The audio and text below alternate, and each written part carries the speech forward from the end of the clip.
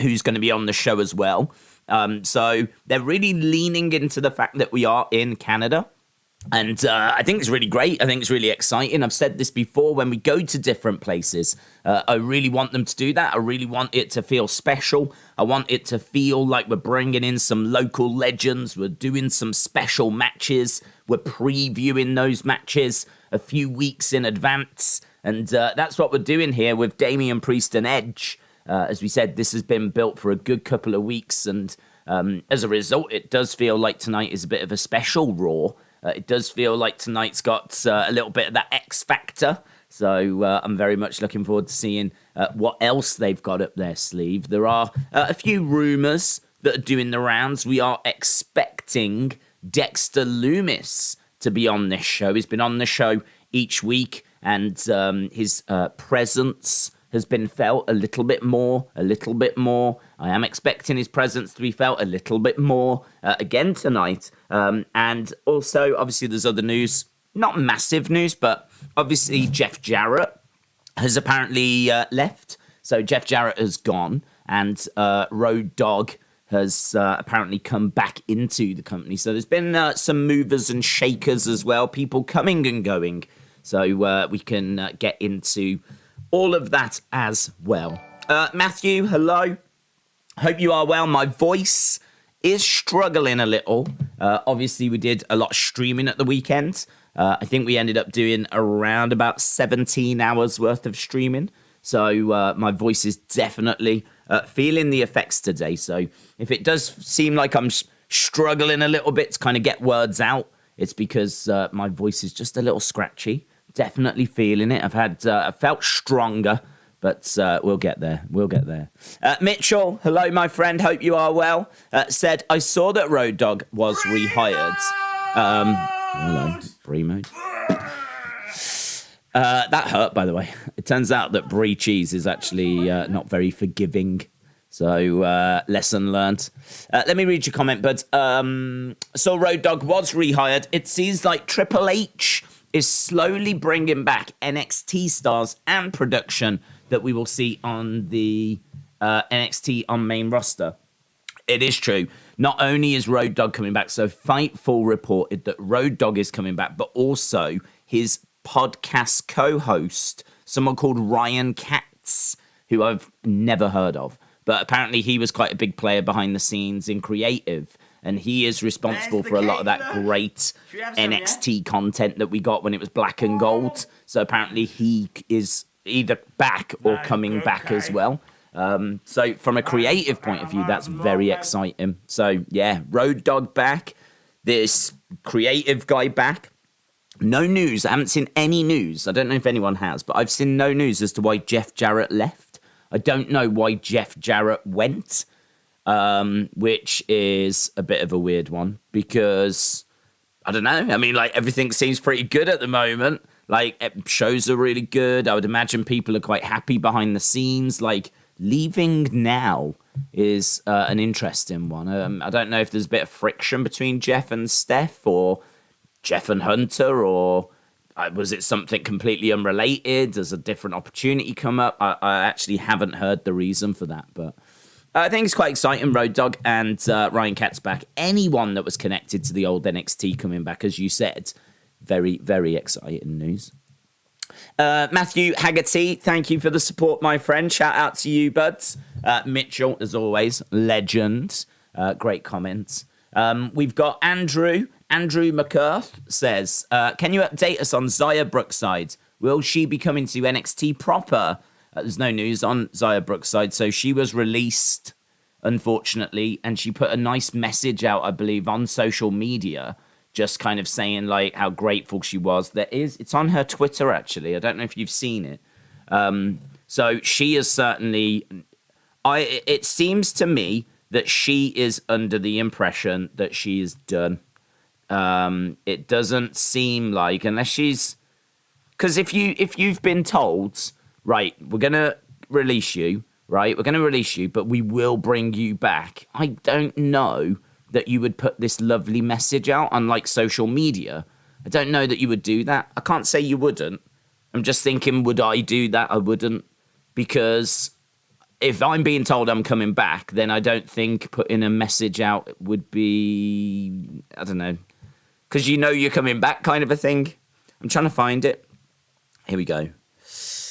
Thank you, Triple H and WWE. So that's Xia Brookside's account. I saw this message the other day that she put out.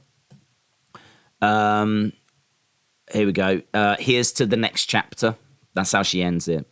So she says, where it all began, 8th of August 2018, I debuted for WWE in the Mae Young Classic. I signed my first contract. This month would have been 4 years with WWE. From the 18, 19 girl that used to travel the world on her own, going to Japan, America, and Europe, making a name for herself, to the incredible journey I've had on the WWE NXT UK brand, it's been a blast. It's not over. This is just a new chapter in my life that I'm very optimistic and excited about. Thank you, everyone in WWE that has supported me and all my fans that have stayed and grown with me. Here's to the next chapter, LFG. Now, just going off that, there's no other news, but just going off that, I don't think you put that out if you are going to be signing with NXT Europe when it opens next year, or if you are about to be moving to NXT. The thank you WWE line certainly makes it seem like she's done. Now, they could have released her, and then they could always turn around and rehire her when NXT Europe restarts. But I don't know. It sadly feels to me like there are a few superstars here which I think have been cut from NXT NXT UK that I'm not sure are going to be part of the plans going forward. But listen, she is young. She's like, what, 23? About 23? I mean, 23 with the experience that she's got. I can see her going on to be a good star. I can't say a big star because I have no idea. But I can see her sticking with wrestling if she wants to. AEW, Stardom. There's different places that she can still go and work. Pro Wrestling Eve, of course. So she can still make it work. You can survive outside the WWE bubble. It is possible. Hasib said, WWE just tweeted that Gigi Dolan has picked up an injury. Oh, my God. So they're out of the tournament. A second chance fatal four-way is happening on Friday. Oh, man. I bet JC Jane's gutted. That must be gutting. If you're like JC Jane, you're on the main roster, and you're in a tournament, you're getting exposure, and then your tag partner... not even you, your tag partner gets injured, and now that's it, you're out of the tournament. That's got to be disappointing. But they're cursed, aren't they? Nikita Lyons and Zoe Starks, they were meant to be in it. Then they got cut because of injury reasons. I heard that Zoe's was legit, but apparently Nikita Lyons isn't vaccinated. How true that is, I don't know. So take it with a pinch of salt, but that's what that was a rumor I saw doing the rounds. And then, so they get replaced. They get replaced with Toxic Attraction. Now, Toxic Attraction have fallen victims to injury. So, this is why Vince doesn't like tournaments. Mitchell, shout out to you, said, let's go Atlanta Falcons tonight. Come on, Ridder. Ridder, if you're watching, come on. I hope you have a good game, Ridder. He's my favourite of all the Batman characters. Undercover Manager said, I'm late tonight. Is there any news on what's coming tonight? I did see someone say about a free last hour. I can't say I've seen anything about a free last hour. That's not news that I've seen, but great if so. But we've got we're expecting something big for Dexter Lumis. We've got obviously Trish on the show. We've got Edge and Damian Priest. They're going to be on the show tonight in that match that's been built for a few weeks. Io Sky and Dakota Kai taking on Alexa and Asuka. So we've got that match happening also. To my knowledge, there's nothing else that they've previewed for tonight. I mean, obviously there will be other things. And actually Fightful might even get up a list of all of the different segments that we will get. But to be honest, I don't really like looking at that. Because I sort of feel like this close to the show, why not just watch it? Like, what's the point in kind of seeing what is actually going to be on the show about half an hour before the show happens? I feel like that's handy if you're, like, not sure if you want to watch the show or not. If you're not sure if you want to tune in or not, then that list's quite good, because that could help you decide. But for us, I mean, we are watching it, so we might as well just watch it. Days, your call of Usman Edwards was amazing. You are a beast this weekend. Michael, thank you very much, dude. I'm glad you enjoyed it, and what a moment, man. I mean, we knew that UFC was going to be great. That main event was super intriguing, and it far exceeded my expectations. A massive, massive upset. Brand new champion, best in the world, was beaten. It's kind of like on UFC this weekend, their Roman Reigns just lost. I mean, you could argue Roman's the best in WWE, and I think that's what Usman is. He was pound for pound, and he got beaten with a minute to go, knocked out cold, absolute scenes. It was wonderful. Wonderful. Cal said the guy meant less commercials in the third hour. I haven't heard that it's going to be like no commercials. But yeah, if that is true, that's cool.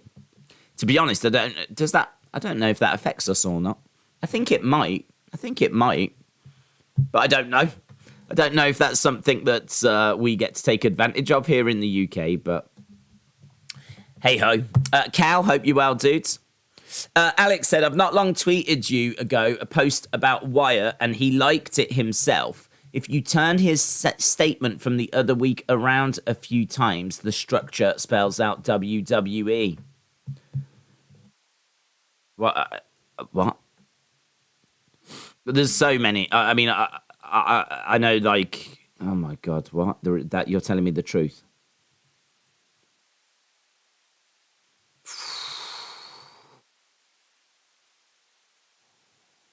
Wow. Yeah. So Wyatt's put a statement out, and someone has actually flipped it, and oh my God. I mean, at what point do you go, like, people are losing their minds, man? I mean, people are actually, like, insane. This is a bit of a downside of like all these clues and all these Easter eggs that people have got to find. You could put one thing in there. If you're Bray, right, you could put a little 6 in the background or something, right? But that's someone will find it straight. I mean, look at those vignettes. Those vignettes, what did they hide in the background, right? They didn't really hide a great deal, but they put like Seth picture in there and Rey Mysterio mask. And these are little clues for people to work out. If you super know your wrestling and all the feuds and everything, you got it immediately. But if you didn't, then, you know, you might not have known quite what was going on. But there was people that was like ripping that like to shreds. And I do think that there could be a few other little cheeky things in there. I do think that it's a hell of a coincidence that the Seth picture was in a red light. I do think that that's pretty crazy, considering that whole Seth feud between The Fiend and Seth was in a red light, and their most famous match is the Hell in a Cell match, which was all in a red light. And so I did look at that and go, okay. I don't feel like that's a reach to say that could be a cheeky little summer. That could be a little nod. But like, look at this. Look at where we are now. So like, Bray has put a statement out. This is that statement from a few weeks ago, and someone has actually taken it and they've flipped it on its side, and they've copied it twice and then flipped it back and smushed it down. Just because it looks like an E, just because the statement looks a bit like an E, they've done that and they've made it into WWE. Now, I find that difficult because I can't sit here and say that's insane.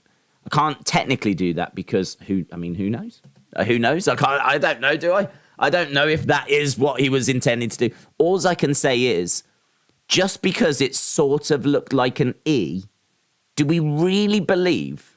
Are we being serious now? Are we really saying that he made it look like that on purpose because he knew that someone would go, "Oh my God, look, if you put it here, copy it again, flip it back and squish it a bit, you get WWE."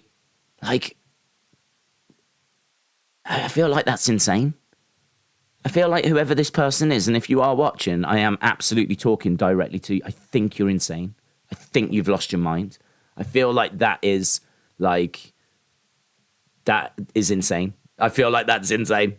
I feel like someone is sat in a mental hospital, right? And there's a guy sat opposite them, and they've got a chart, and they're like, "Hello, let's just have a look, see why you're here." And they flip it over, and they flip over the thing, and what greets them back is that they see a picture of that, and they go, "Okay, so your problem is you're looking at really just normal text, and you're finding things that just really are not there. That's okay. We can sort this. You're in a good place right now. It's going to be okay. Yeah? Okay." It's insane. I find that insane. It's a bit like, do you remember when the SummerSlam thing was the SummerSlam, what was it? It was like the I think they call it the signature, is it? It's the opening kind of thing, credit thing. And it was, it had the black and the red stripes at the bottom, and someone's like, "Oh my God, look at that. That's Bray Wyatt's attire." I mean, in all fairness, everyone laughed at that person on Twitter. Everyone was like, "Dude, this might be the biggest reach I've ever seen in my life." Just because on SummerSlam, there was at the bottom, like the black and red like lines. And people were like, "Dude, that's the biggest reach I've ever seen." And then people were pointing out, there's a microphone in the background. Does that mean Honky Tonk Man's coming back? And they were like proper ripping into this person. But I mean, this is the problem, isn't it? If you're going to do an Easter egg type thing where people have to try and come up with their own theories and decode it, you are going to have people just going off in just mental directions. When, you know, some of the stuff is really obvious, and that's it. Like, I think the thing is that if it gets decoded, that's not good enough for people, is it? If the obvious thing is found and it gets Bray even said on this one, Wyndham even said, this is not to be decoded. There's nothing here. He even said that in a tweet. Someone was like, "Oh, great, more mumbo jumbo." And Bray even said, "This isn't mumbo jumbo. This isn't anything that needs to be decoded. This is just me reminding myself about my love for wrestling." So Bray has, I mean, like, the man himself has even tweeted out himself, "This does not need to be decoded." And that is insane. That is insane. I feel like I need to contact that person and tell them they are insane. Edward says, "Days, please don't even talk about it." What? About what? I'm going to move on from that. What do you think about Beth Phoenix possibly returning tonight? It was meant to have happened a little while ago, to be honest. She was rumoured to be coming back with Edge, and I don't know why it didn't happen. I don't know if they didn't just delay it or something. But I must admit, she is someone I am waiting for. So I don't know if there's any rumours that it'll be this week. But if it is, great. I mean, I do expect her to be a part of... I expect it to be Ray, Edge, and Beth taking on Judgment Day. But someone made a great point. I think it might have been Alex. Can't remember. I think I retweeted it. But it was, what if Trish is that woman that gets involved instead? What if it's Ray, Edge, and Trish isn't back for just 1 week? She's actually back now for a while. And I was like, oh, that's kind of interesting. That could work. So, yeah, I don't know.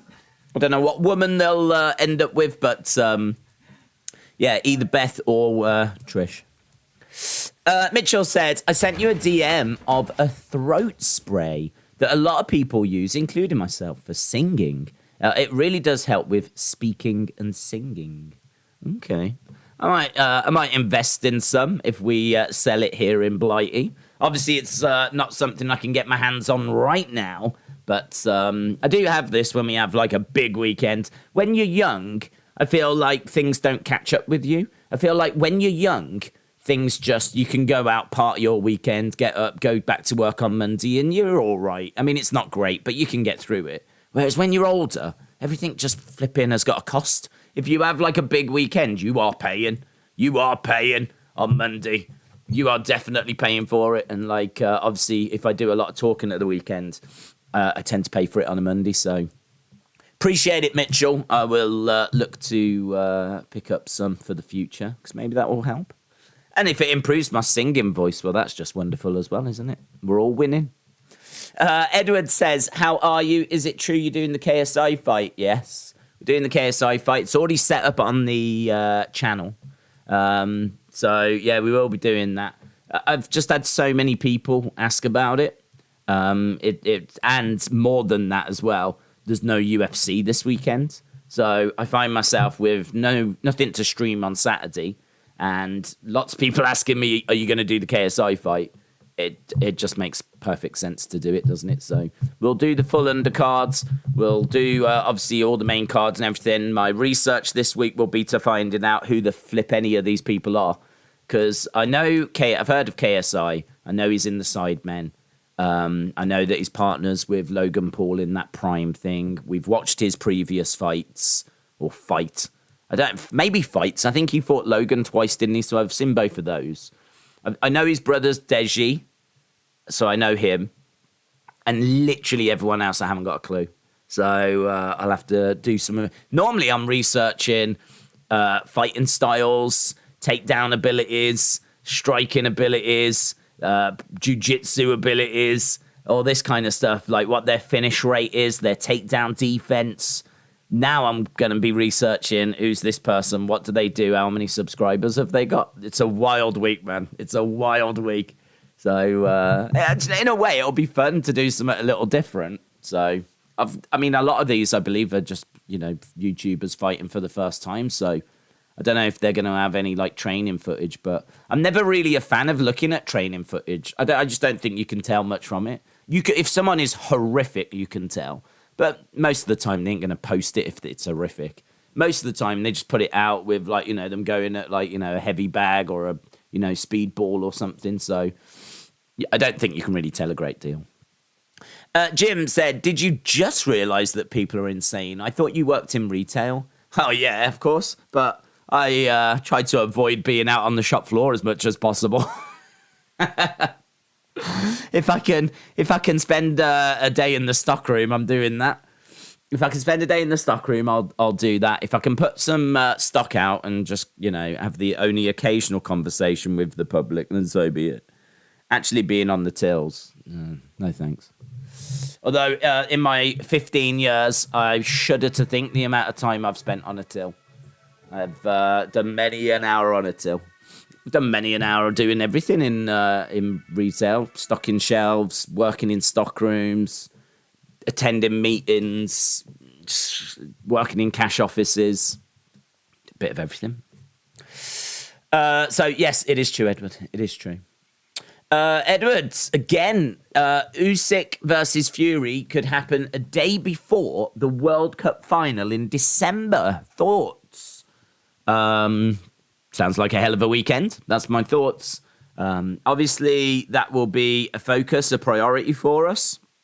Will be that fight if it happens. I mean, shame that Joshua couldn't get the result, but I thought he put in a great performance.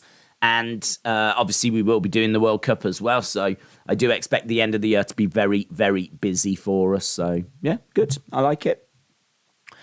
Hazza said, not only have Man U won today, but I got to see Edge grace the stage tonight. Honestly, Days, do you think Edge will hang up his boots? When do you think he'll hang up his boots? I think it'll be WrestleMania next year. Don't know, to be honest. Don't know.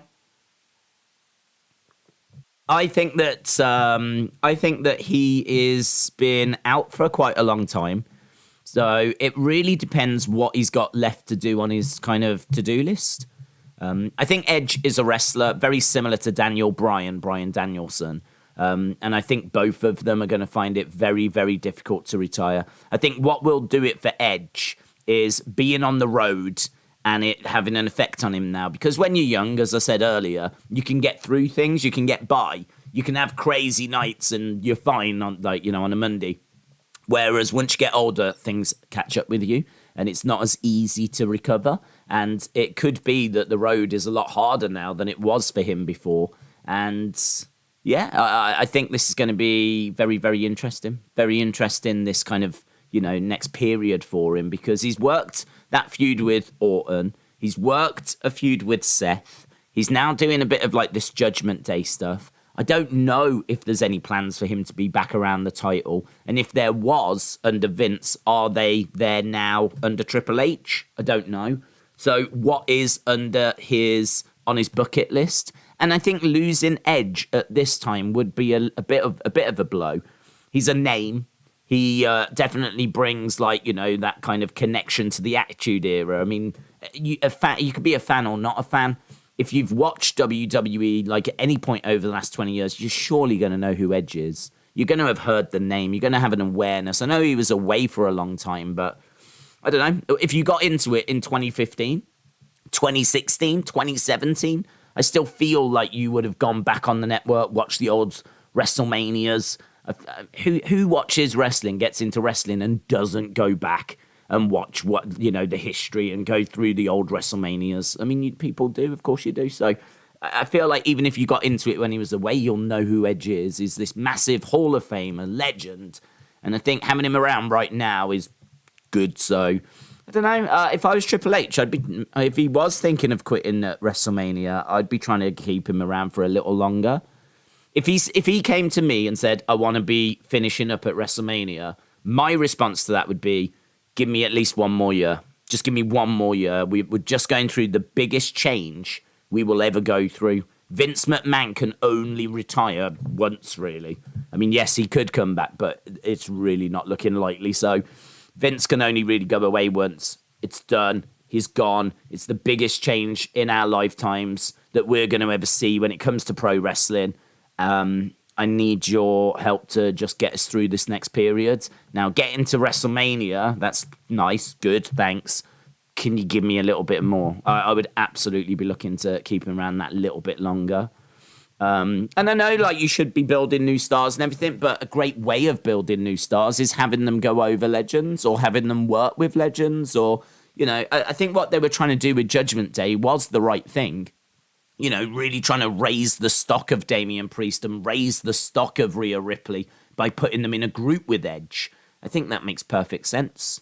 So, I don't know. Hard one to answer because I can't look inside his head and know what he's thinking or how he's feeling.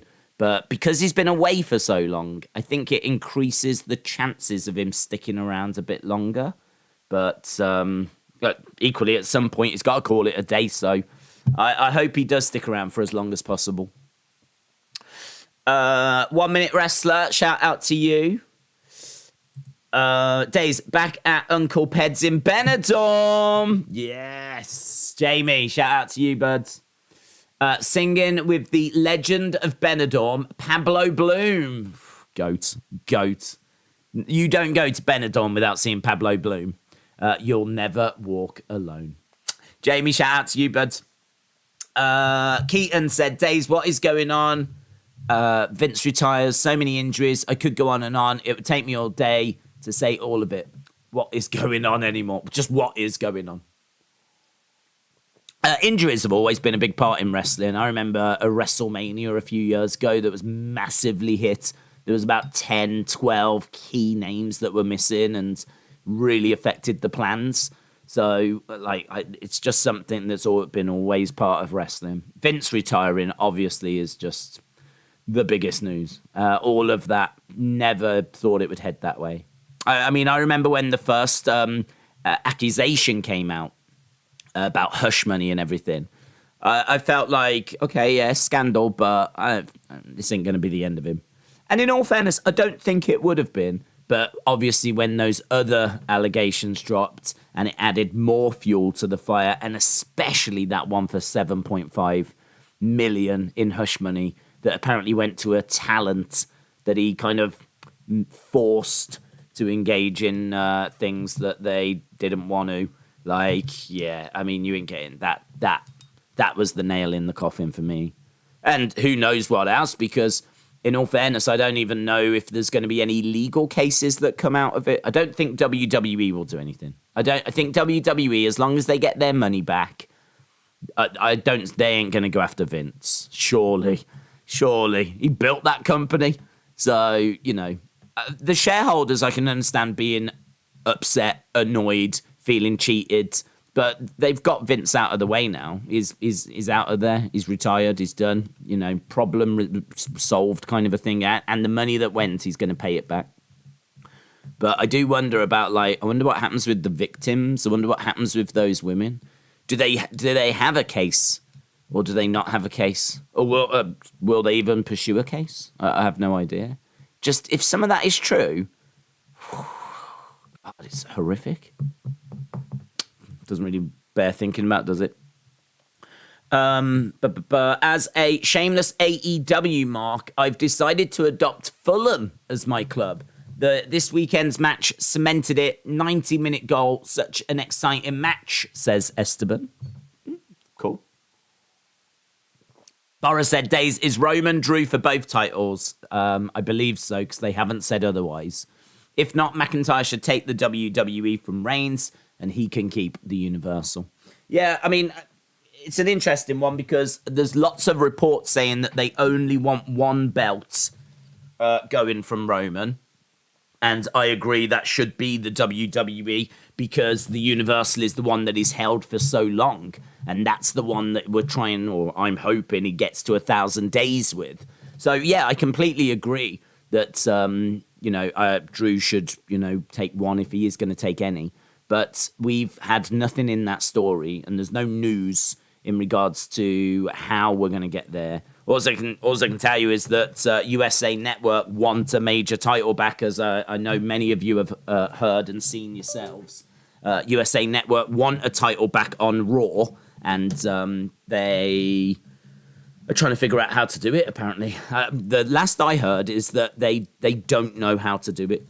They don't know how to do it. They don't know how to just get one belt off of him. So I think it will happen, but we just don't know quite how it's going to happen. Heel Santa said, WWE have now posted an update on the tag tournament. Let's have a look, shall we? Let's have a look. So what's this on their Twitter account? Is it got information as to who's going to be in it? I'm guessing it's just going to be the teams, isn't it, that don't make it? I'm guessing it's just going to be that. The teams that were already in the tournament.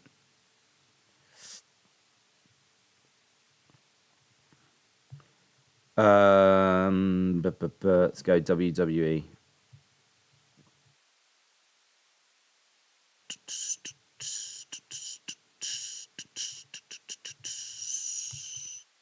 Breaking news, due to injuries suffered by Gigi Dolan, Toxic Attraction is out of the Women's Tag Team Championship Tournament. It doesn't. I thought it was going to at least mention some teams. It doesn't. It is just confirmation, though. So Gigi Dolan is injured and she is out. Boom. Days, I made a tag team. I called it the Days Family, Mama Days Wrestling Days. Can I get a shout out? Little Flicks. Shout out to you, Little Flicks. I bet that woman has let me down, hasn't she? In many a match. Glory Man United, says Brenton. Do you think we'll see Roman Reigns after Clash at the Castle? Yes. Days, 3 words. Leon Edwards, baby, says Edwards. Esteban said, getting into the Premier League is pretty difficult. No local clubs to support, and the games are at 7. Yeah, well, where are you? I don't know where you are. There's games at, on a Saturday. They have one game at 12 o'clock midday, lunchtime. They have a lunchtime game, which would be 7 on the East Coast. They also have a game at, most of the games tend to be at 3. That would be 10 East Coast? And then there's another game that tends to be about 5:30 on a Saturday.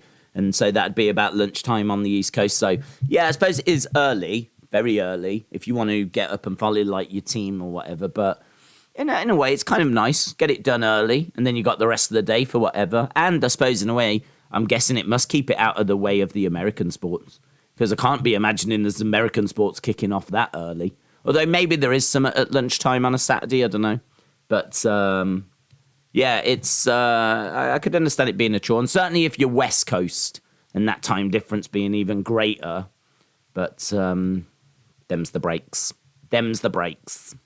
I think the Premier League's really grown in America. I feel like the Premier League's got bigger over there around the same time that the NFL has got bigger over here as well. I don't know if they've kind of grown at the same level, but yeah, good. It's good product. Jeremy said, I think Roman keeps the WWE and Universal Championships until WrestleMania next year. Sir Kibbington. Hello, Sir Kibbington. Sir Kibbington, hello. Oh, Mr. Kibbington. Oh, the Kibbingtons. Hello. Lady Kibbington, Sir Kibbington, Master Kibbington. Oh, the Kibbingtons. How are you? How are you? How are you, Kenny? Kenny Kibbington. How are you? I love that name. Sir Kibbington. Oh, God, I love it. True Days. Fans remember the trusty Spife. Yes, that's true, Sir Kibbington. That's true. Whatever happened to it? Do you know what? I wondered that myself. I used it a lot in Southampton, and then when I moved here, I had it, because obviously I made sure to pack it and have it. But I used it in a few videos. I'm looking because I feel like it should be around. I feel like it should be on the shelf or something. But I actually haven't seen it in a few years. It won't have been thrown away. But it's whether it's gone into a box somewhere. I mean, you know what I'm like when I'm doing figure videos. Things get chucked everywhere. And I can tell you, they do not get cleaned up very quick. It can take a long time to get things tidied away. And there's every chance it's gone into a box or gone under the sofa or... So, yeah, I'm not sure. It'll turn up one day. There'll be a glorious return. But like Edge's return all over again. I hope you're feeling well. Staying hydrated, says Darcy. Darcy, shout out to you. I just had some coffee. I don't know if that helps. Probably not. Never got why, but most of these streams are at night, says Kevin. Yes. They are for us here. I mean, right now, 20-1 here in the UK. The trusty Spife. I remember that, says Retribution. Who do you think Roman is going to feud with after Clash? Who do I think he'll feud with after Clash? I could see him continuing with Drew for a bit. Then, it's a good question. What babyface is coming through?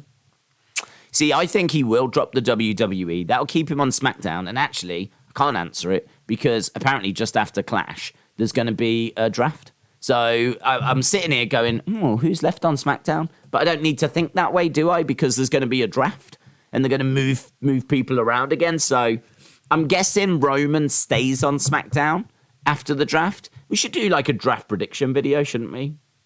We should do a draft prediction video. But I think Roman stays on SmackDown because I think Fox pay a lot of money and they want to keep him. So I expect the Tribal Chief to stay there. But I suppose, you could do anything. I mean, like, you could turn anyone. You could do a Roman Seth feud. You could do Roman Kevin Owens. You could do, hopefully at some point, Roman Sami Zayn. At some point. But, the draft is going to... it's probably better to get that out of the way and then we can see a much clearer picture. Brenton said, here's an idea. Keep the belts unified like WWF did in the 80s. Imagine going to Hogan and telling him there's another champion equal to him. Just have one champion. Yeah, there are people that feel that way. I personally prefer the two champions because what Hogan didn't have back in the 80s was a brand split. So, back in the 80s, you didn't have Raw and SmackDown. You had, like, Raw and, Superstars and Wrestling Challenge. And they were basically just tape shows that they used to, taped matches that they just used to show on those shows. But this kind of brand split, like, I feel like the roster is bigger now. And also because there's two shows with their own identities on like different channels, I kind of understand why both networks want to have the champion. So, I mean, I don't mind if you was to have one champion, but you have to make the mid-card belts more important. They have to be like really those mid-card belts. You need to have the Raw champion, the SmackDown champion, and the WWE champion. So I don't mind like Roman being the guy that's like seeing over both shows, but it is a lot of pressure because now you've got to be on both shows. And like for Roman in particular, who's working a reduced schedule, he is not showing up on like both shows. I mean, that's becoming part of the story, isn't it? It's part of the story now where like Drew is taking the mick out of him for not showing up that much. And, you know, Roman's working his reduced schedule, which you know, might make people look at it and go, well, then take the belts off Roman. But the problem is Roman is the right guy. He is the right guy to have them. Like his look, his promos, his in-ring ability, his size, his stature, the way he's presented. No one is going to have the effect that Roman has. I really think you can put that belt on Drew. You can put the belt on Carrion. You can put that belt on whoever you want, yeah? Edge, whoever you want. I don't think anyone has as big an impact as Roman because his presentation is so good. So good.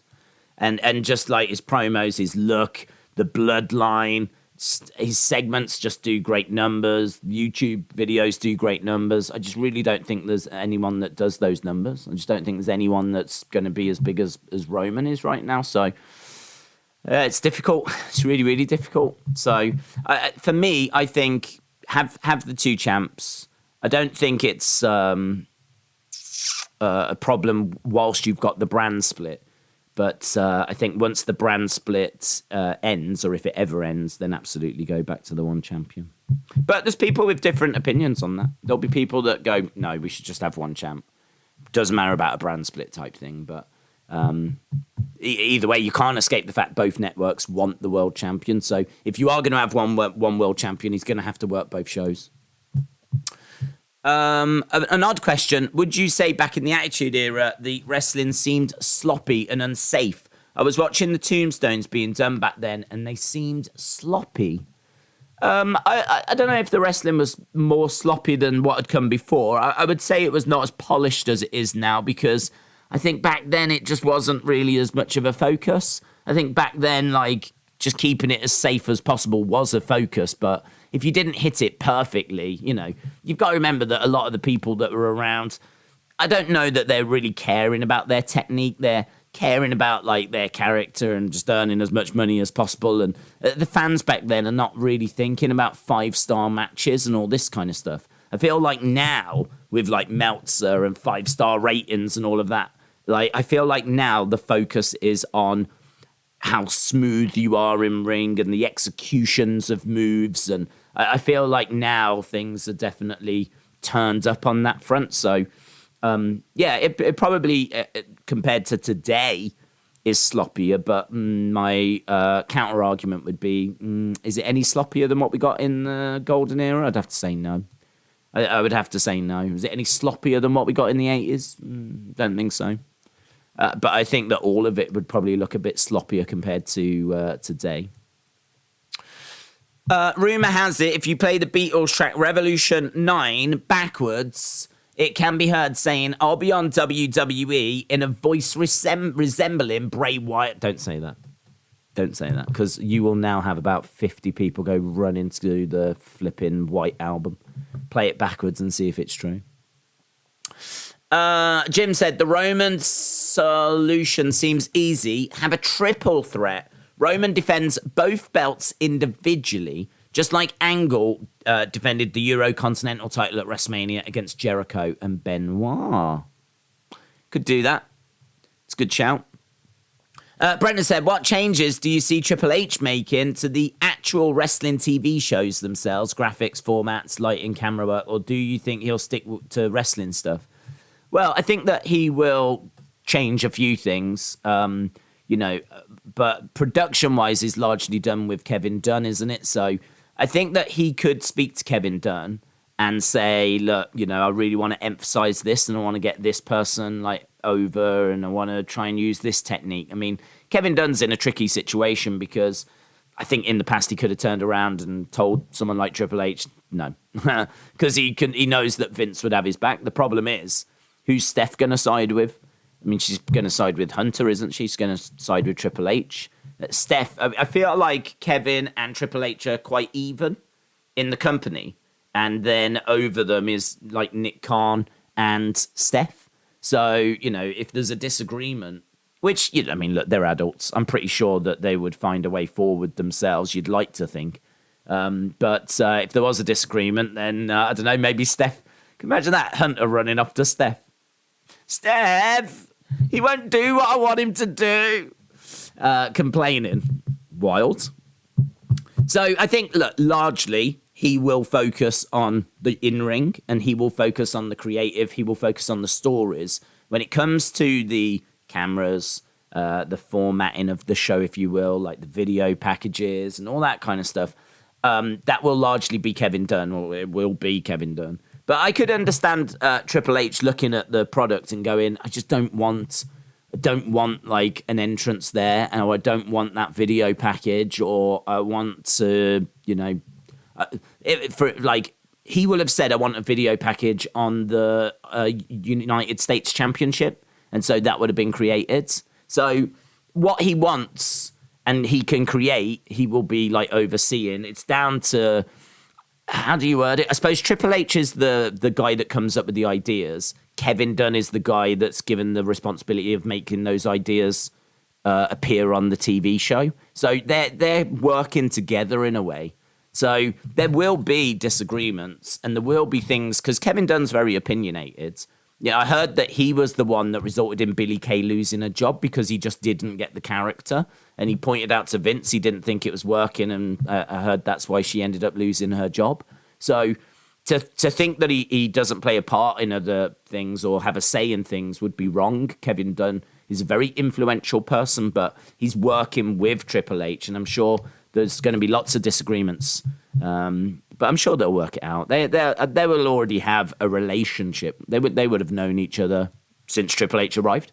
When Triple H arrived back in like 95, like they will have started working together then. Kevin Dunn's been overseeing TV production all that time. So yeah, I think he can definitely influence things, but his focus will be on more stories. Hoff said, Elimination Chamber at Survivor Series for one belt, so the outcome isn't predictable. Since it's after the draft, it should shake things up a little bit. Is Elimination Chamber after the draft, is it? I actually don't know what's coming up. I don't know. I know obviously we've got Survivor Series and I think we go to Saudi, but I haven't actually looked to see what pay-per-views are coming up. Haven't we already had an Elimination Chamber this year? We did. We had it in Saudi and there's another one. Is there another one? It's the second one. It's a bit strange, isn't it? We don't normally have Elimination Chamber this late in the year. It's always pre-WrestleMania. So my thoughts are, why are we doing that? That's my thoughts. Richard said, do you think Triple H will have the Usos drop the tag titles because of DUI charges? They've had multiple and they don't seem to learn. No. Unless there's a new one I've not heard about. I don't believe so. I think, the story of the bloodline and what they're doing at the moment, that's very much the focus. Jimmy's DUI stuff, I feel like it's been a little while since the last one. Not like 10 years, but I feel like it's been, 15 months maybe, something around that ballpark. Maybe 2 years. I have no idea. I don't keep tabs, but it feels like it's around that time. If someone was to say it's been 10 months, I'd believe you. But my point is that I'm not aware of anything new. I'm not aware of anything that's happened like in the past 24, 48 hours. If something like that had happened, then yes. But I think we're so far away from the last misdemeanor that it becomes just irrelevant. It's not connected to anything now. So no, I don't think Triple H is even considering that. At no point did that cross my mind. And the thing with Jimmy is that I think you can look at it and say that it's what an idiot and all that kind of stuff, and rightfully. But I also do question if it's a bit of an illness as well. It must be. I mean, he must not have control.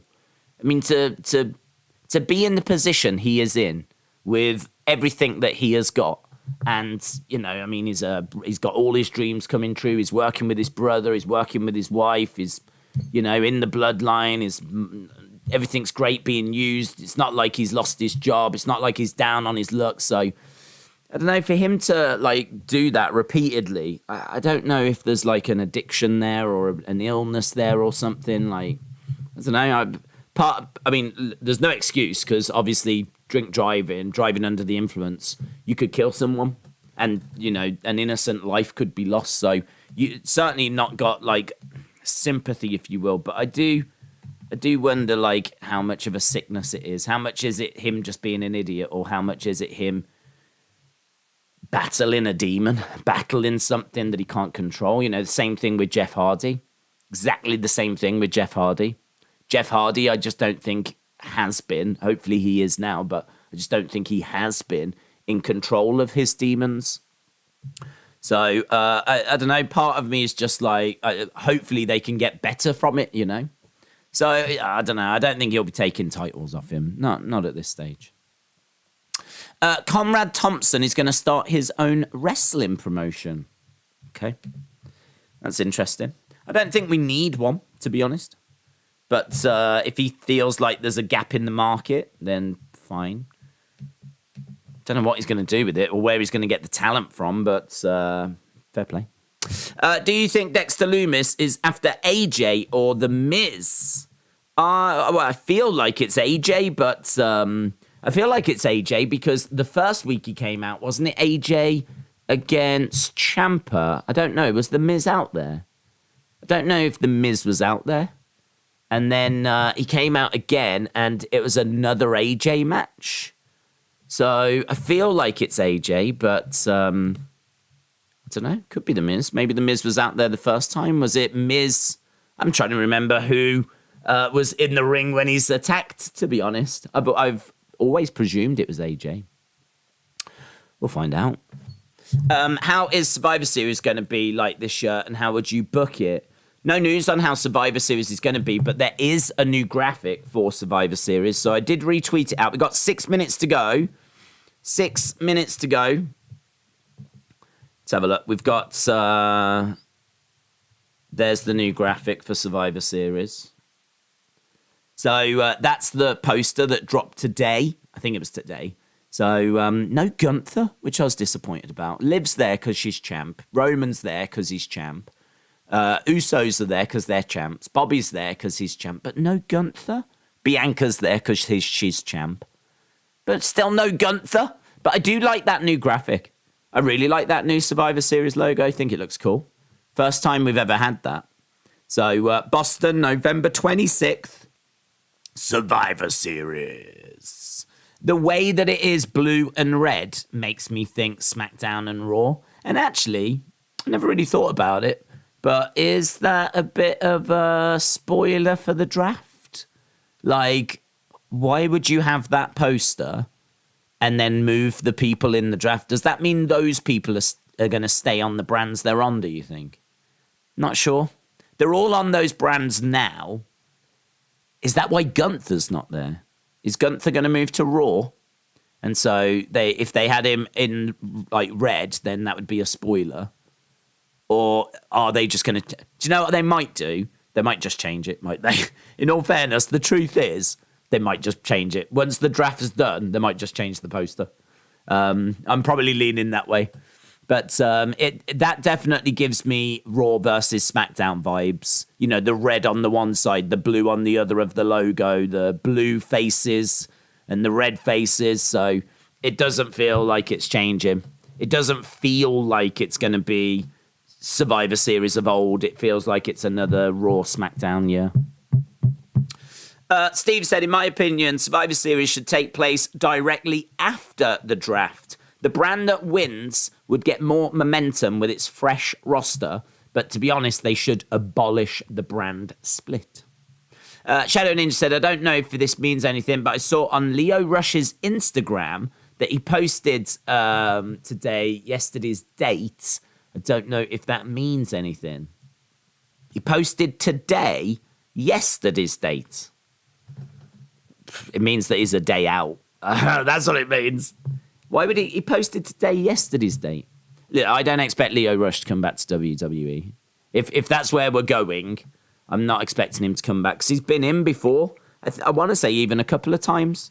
And he went to AEW and it didn't work there for him. Like, he is... I just don't think he's the easiest to work with.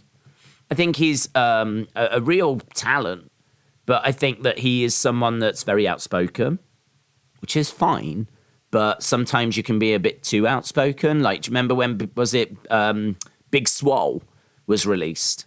And Tony Khan put something out on Twitter saying that she wasn't, like, you know... He responded to her. She said something about, like, AEW, and he responded by saying that, you know, she wasn't a very good worker and all this kind of stuff. And Leo, like, demanded that Tony Khan apologize. And he was under contract at the time. He was an AEW superstar at the time. And it was like, do you know what I mean?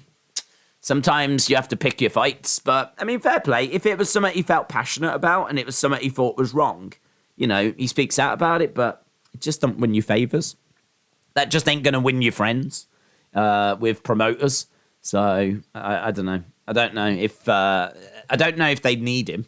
And even if they did need him, I think he comes with quite a bit of baggage. Well, maybe not baggage, but potential for drama. Let's put it that way. Would Ten Hag manage Raw or SmackDown? He's busy. Ten Hag's doing God's work at the moment. Alex said, I took a picture of Days. I turned it upside down. Didn't Wyatt walk upside down? Yeah. Yeah, by doing that, that is Wyatt confirmed. Brenton said, camera cuts being an obvious need to change. What on the TV show would you change? I think the logos for the show need a change. New lighting, revamped stage would be better. Some of the stuff I want to change has already been changed, like the amount of rematches, like greatly reducing that. I also would like more matches that matter. I mean, we've spoke about like rankings before, but I think they're going to be very difficult to bring in because I think the way AEW do it is not the right way. They don't really use them, and they're kind of there, but they're never shown. The rankings are not really a thing. You know, we never do matches where it's like this person's ranked. You know, before the match starts, this person's 5th, this person's 4th. You know, if such and such win, they'll get to this place, or you know, they're never really used that way. So I feel like there's potential for ranking systems to work really well, but you've got to be totally committed to it. So I don't know that I would bring that in. That'd just be a massive change. But I do want matches to matter. I do want matches to, like, you know, every match you watch should really mean something instead of momentum. But I mean, like, from a production point of view, I don't know. I'm not really too down on stuff. I think like camera cuts are a problem. I do agree with that. I do think camera cuts are an issue, and lighting, I don't mind it. I can't say that it's a big issue. I can say I'm having a big issue with my contact lens right now. I can tell you that much. How? I am really having an issue. I think it's actually like folded up in my eye. I don't know if you can see, actually. Can you see in my eye? I don't know if you can see. I feel like it's definitely on my eye. Okay, well, I'm blind. We're in Canada. We are in Canada. I think we're in Canada. Oh, hello. There, got it. For those that have never seen a contact lens, that's what a contact lens looks like. They're quite soft. This is quite soft, actually. I dropped it. Right, we're backstage. Oh, we're starting off with a brawl. Yeah, I'm not going to put that back in. We're going to one-eye it. So, we're starting off with a brawl. Backstage with Riddle and Seth. I can see Michael P.S. Hayes in the background. Brawl! Okay, we are underway. Seth and Riddle. Oh, wow. Now we're fighting in the crowd. They've come out into the crowd. Seth and Riddle brawling away. We need some security out here. So these two fighting in the stands, going in the crowd right now. Oh, he's got him up on his shoulders. Look, he's teasing. He's going to drop him down those stairs. Damn, that was sick. These two throwing in big, heavy strikes. Down goes Seth, going down the steps. Kick to the midsection. Strikes coming in. We're still in the crowd. We've got officials that are trying to separate them. Hot start, man. Hot start. Never used to start like this with when Vince was doing it. Like, oh, Riddle launches off the barricade, comes crashing down. Crashing down onto a ton of officials. Loads of officials. They're separating the two of them. Crowd are booing Riddle again, launching himself at Seth Rollins. Adam Pearce trying to separate Riddle away. It's all happening. It's all kicking off. An explosive start here with Seth and Riddle. Oh, it's chaos. It's madness. Fight! I love these brawls. Edge. Well, there we go. That hopefully will fire this crowd up. Get this crowd excited. Dun, dun, dun, dun, dun, dun, dun, dun. Right. Right, mate.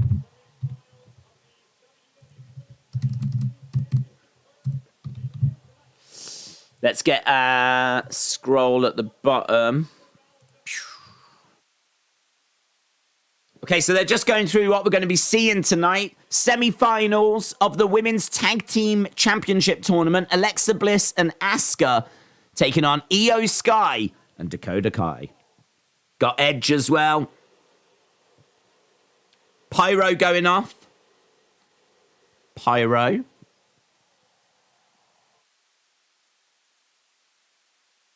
For what?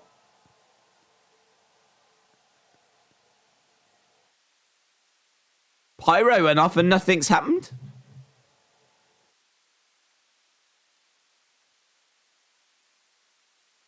That's a bit weird. Ah, Trish is coming out. So, Trish.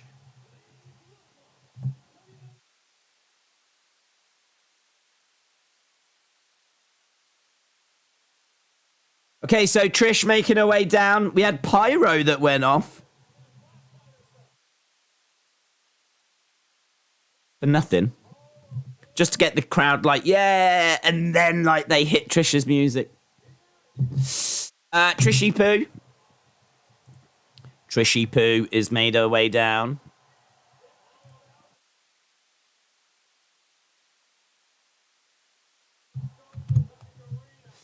Okay, so Trish has got in the ring. This should be an interesting segment. I am expecting Bayley to get involved here.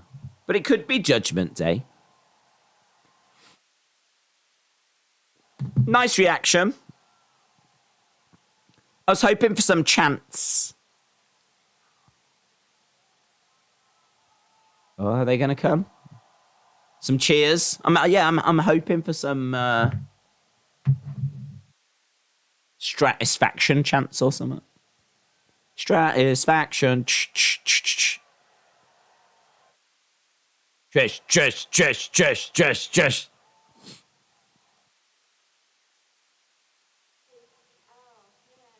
Okay. It feels so good to be here.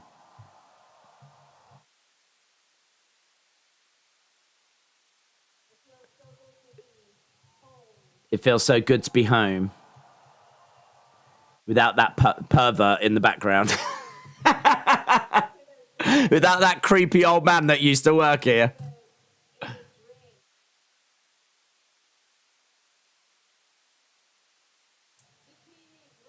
Between these ropes. It'll never not feel like home between these ropes. Welcome back, Chance. She's back. I want to see Grandma Stratus's puppies, says nobody.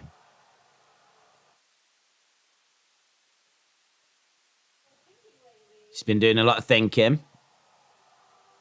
Here's Bailey. Here's Bailey. Didn't even give a chance to say a great deal. Bailey, EO, Dakota. They're still not calling them Control, are they? There's nothing on screen that says Control.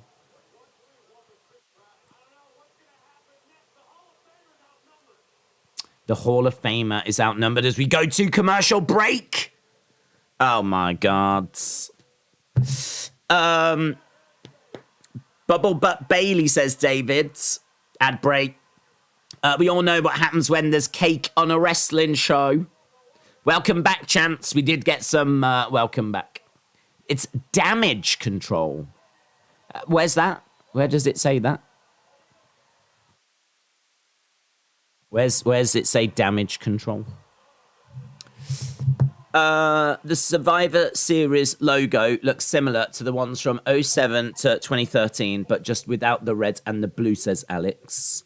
One more match, says Megan. A New Zealand man had his name legally changed to Full Metal Havoc, more sexy and intelligent than Spock and all the superheroes combined. Good for him. Control is an odd name. They're going to be called Damage Control. WWE filed for the trademark. Oh, I didn't see that. It's interesting. Bailey tweeted it last week. Yes. She tweeted it, but my point is... Well, no. She didn't tweet that they're called Control. She just tweeted the word Control. And so, like, there was a picture of them with the word Control above. And so everyone was like, oh, they're going to be called Control. But my point was, they have not referred to them as Control. There's nothing on the graphics that say Control. So, but now people are saying that apparently WWE have filed for Damage Control. So, looks like that's probably going to be the name then. Why didn't they get that done before? I don't understand. Why didn't they get that sorted? It'd be quite good if we had that established by now. Who starts a group for like, a month and then names them? Imagine if when the Shield arrived, it was Roman, Dean and Seth for a month. If Ronaldo comes to Raw, how would the universe react? I don't know. I feel like he's well known. Even to people that don't know about football, I feel like, you know how Tom Brady is bigger than American football. I feel like everyone knows Ronaldo, so I think he would get a decent reaction. I think people would know who he is. It's hard to know, innit? I don't know. To be honest, if Tom Brady came walking out, I'd need someone to tell me it was Tom Brady. I've heard of him. I don't know that I could really point him out of a lineup. 2/3 of the fans wouldn't know him, says Larry.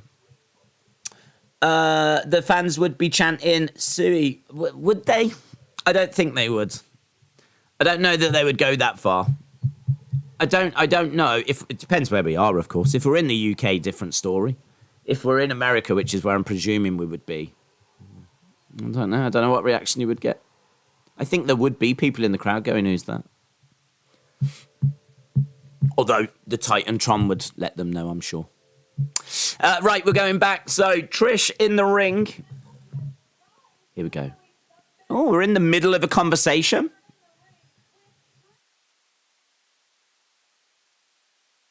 So we come back to Bailey, like, talking. Bailey said she's a huge fan. EO is a big fan.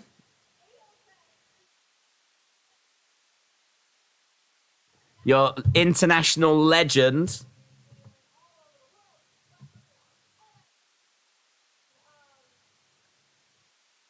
What are you doing here?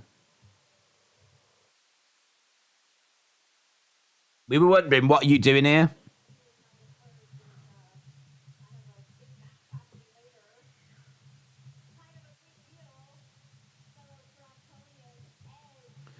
So she said, my fellow Toronto... Is that what they're known as? Torontonians? Jesus, that sounds like an 80s kids cartoon.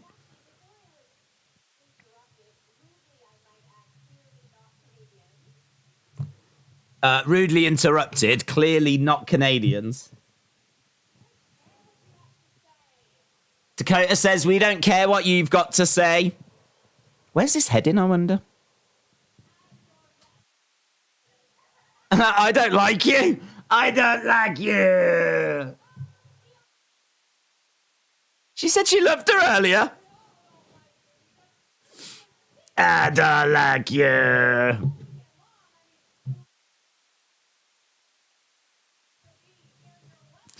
Just hurry up and end this.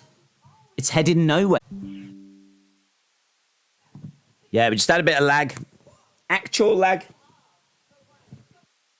I'm so disappointed I've lost my pen. Bianca's come down. If you are watching, Bianca has made her way down.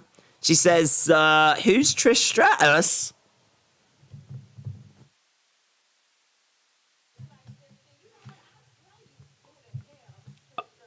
I'll tell you who the hell she is. She's a trailblazer.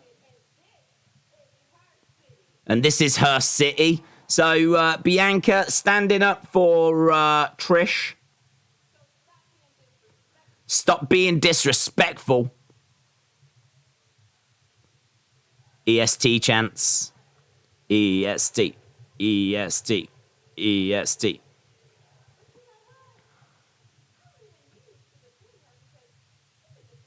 I don't need to defend her. She can defend herself.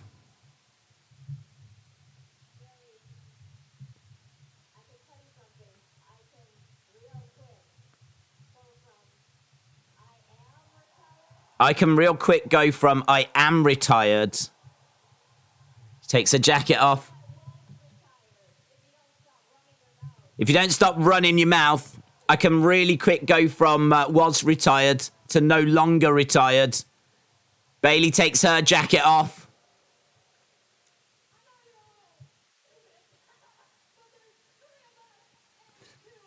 There's 3 of us and there's only 2 of you.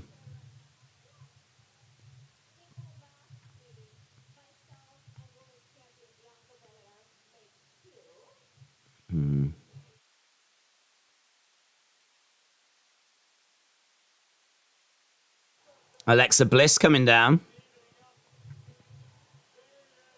She doesn't have Lily again. There was a big conversation about where Lily was the other week. She doesn't have her again.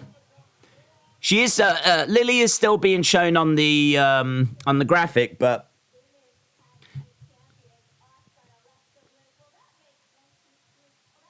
did she say women's tag team champions? I don't think they are the women's tag team champions, love.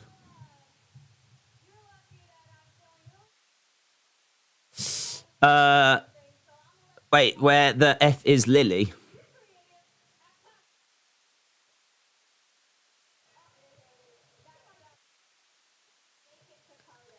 That's if you make it to Cardiff. Okay, so I feel like we're going to our first match.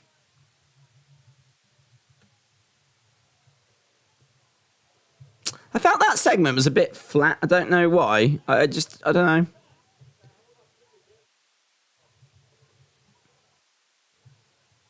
Bailey and she's talking to EO and Dakota. And as I said, I feel like we're about to get underway with... yeah, we are.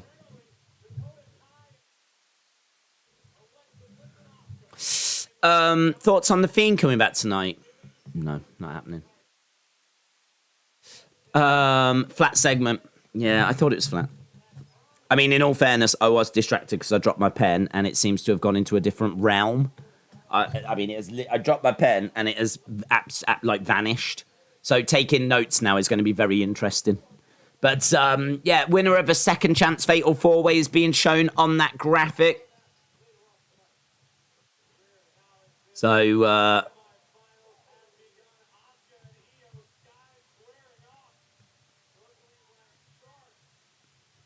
here we go. We are just straight into this women's match now.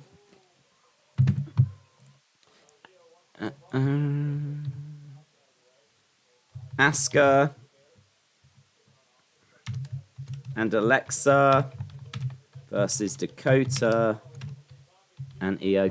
Big match, this. In all fairness, this has been building for a while, hasn't it?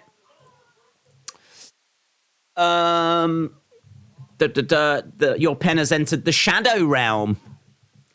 Honestly, I've got no idea. It's a nightmare as well. I need a load of pens, actually, because if this ever happens again, I need to be better prepared.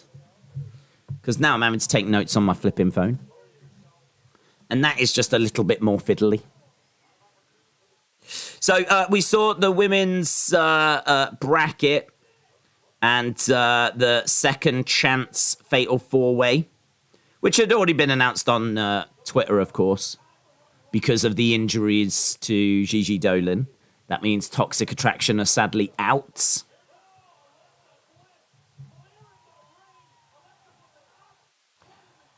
Alexa Bliss and Asuka doing well in the early stages as we're about to go to commercial break, and there we go. Toxic Attraction getting replaced. It better be Sasha and Naomi. Apparently it's a second chance thing, so I don't think Sasha and Naomi will come in until the tournament is done, to be honest.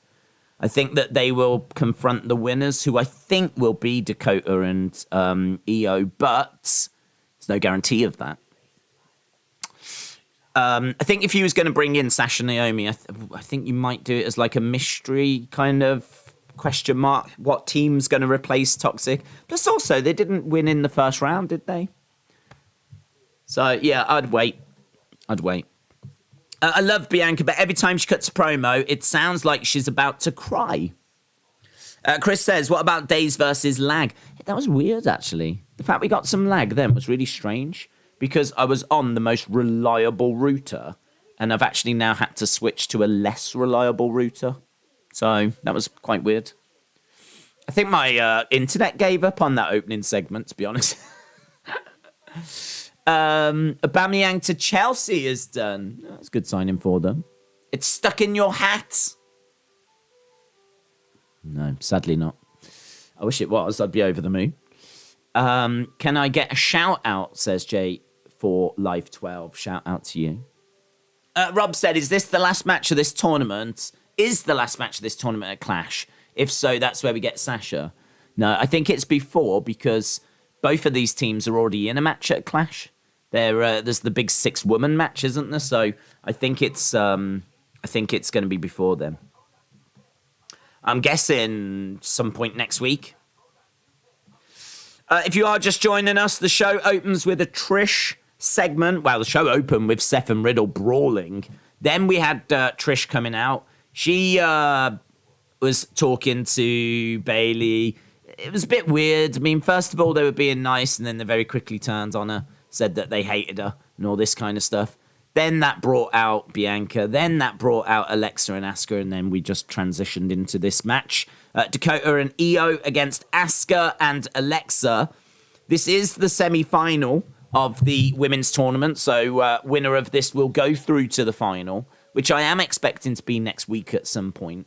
Don't know if it's Raw or if it'll be SmackDown, but I am expecting it to be next week. And as we said, Clash at the Castle, that is going to see a 6-woman tag, so both of these teams, whoever gets through, can't be doing a final at Clash, unless they're doing 2 matches, but I very much doubt it. With Riddle starting off the show, it reminded me of Summer. How would you have Randy turn? I feel like a Rumble return would be fine, but at the same time, it would be odd, especially if he doesn't win. How would I have Randy turn? I don't know. I feel like you need to bring him back for a little bit. I don't think I'd just have him come back and have him beat up on Riddle straight away. You could do that. But I think I'd have them team up, maybe go for the title, for the tag belts, or something along those lines. I think what you want to do is, because he's been away for a little bit, just remind people of how close their relationship was. And then have him, like, turn on him. I think Randy turns on Riddle. I think Riddle should stay a face. Right, we are back to the action. We've got Io in there with Alexa. Alexa with no Lily. No Lily. I only mention it because it was starting to be spoken about last time. And actually at Fightful, we're even talking about it. They've been asked where was Lily. And this is another match that Alexa's come out without Lily. But Lily is still on the Titantron, so it's not like it's definitely, gone to the bargain bin. Down goes Io. Who are you expecting to win? I'm expecting the heels to win this. I expect them to cheat and get through. 1, 2. I think this new women's faction of Bayley, Io, Dakota, I think they could really benefit by having those women's tag belts. Because it legitimizes them. It makes them a real threat. So I would put it on the heels. You could make the argument that the faces would benefit by it if this was going to be a long-term team. But I don't know that this is going to be a long-term team. Here we've got Io in the ring with Asuka. Io and Asuka circling around. Here we go. Asuka. These two know each other very, very well. They used to be in a group together. Stomping on the hand of Asuka. Io going against the ropes, looking for basement drop kick. Strike there, misses by Asuka. Asuka. Look at these two. I mean, Io will have Asuka well scouted. Lovely kick to the head there by Io. These two could have a killer match, man. Io and Asuka going one-on-one could be killer. Great. I feel like that's a real glimpse into the future. Alexa Bliss is going to win. Alexa and Asuka will win, it says Chris. Jordan said, any watch songs coming up? NXT tomorrow, AEW on Wednesday, SmackDown on Friday, KSI on Saturday. Plenty on the way. Let's go with quick kicks on Dakota Kai. Dakota Kai is down on all fours, and quick kicks there by Asuka. Alexa tags in.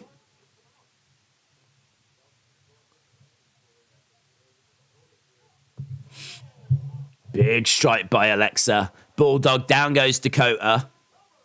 1, 2, kick out by Dakota. Damage Control should win the whole thing. That way the faction and the titles can mean something. Invoke the free bird rule so all three can technically be champions, says Brenton. Have they ever fought each other, Sky and Asuka? I was trying to think, I don't think so, but I'm trying to think, was there a moment during a Rumble? Was there a moment during a Survivor Series? Because there was a year where NXT was involved in Survivor Series. So I'm trying to think, was the Rumble? Seems like a place where we might have got something. Survivor Series could be a place where we got something. And there was a time where Asuka went back to NXT. I think when she was tag champs with maybe Kairi Sane. But I don't think they were in a match against Io. I don't think they had a match against Io at all. So an actual match, I don't think so. But there certainly could have been moments where they were up against each other. If Sasha came back, forget Naomi. Just have Sasha with Alexa, Asuka, and Bianca, says Larry. I love that it's back to NXT. It was a lonely few months, says Jilly. Half Sports Media said, for the draft, some of the changes I would have, Asuka, Becky, and Kevin Owens to SmackDown. Drew would go to Raw. hopefully with the belt. Who do you see switching brands? I don't know. To be honest, I would need to sit down and like really give it some thought. But I know that I don't see. I could see a few switching. To be honest, I mean, there's no reason why Alexa's on Raw. She could go to SmackDown. Asuka could go to SmackDown. Bayley and her buddies could go to SmackDown. Shinsuke could come to Raw. There's not really any reason as to why you can't move anyone anywhere. The only ones that I feel quite confident about would be Roman, really. I think Roman and Cody, I think, will be on potentially different brands because I think both of them are probably the two champs I can see next year. So I could see Cody being on Raw. I can see Roman being on SmackDown. But really, a lot of the others, I think you'd keep the Usos with Roman, unless you want to tell the story that the bloodline has been forced to split up. You could do that. So, you could maybe use the draft as a way of making Roman a bit weaker. You could do that. But I would keep them together. I think the bloodline's great. Paul said, what happened to Gigi? I thought she got hurt. She has been hurt, apparently. So WWE have put a message out saying that she's hurt. So Toxic Attraction are out of the women's tournament. And there's going to be a fatal four-way last chance match. And the winners will go into the other semi-final. So disappointing. But it's probably the best solution. Wrestle with Andy. Hello, buds. Do you think Sasha and Naomi will be heels or faces? I think that they will be faces because, to be honest, I think they were faces before they left, weren't they? And I don't think the fans. I think there's so much water under the bridge. Whether you think they were right or wrong with them walking out, right? I think there's been so much time now. I was someone that thought they were wrong to do what they did, and I still think they were wrong to do what they did. But there's been so much time passed that for me, it's old news now.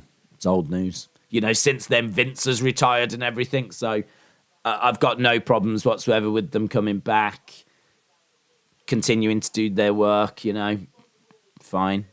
I don't feel like I need to boo them or anything like this. Like, because of what happened, it doesn't change my perception of them.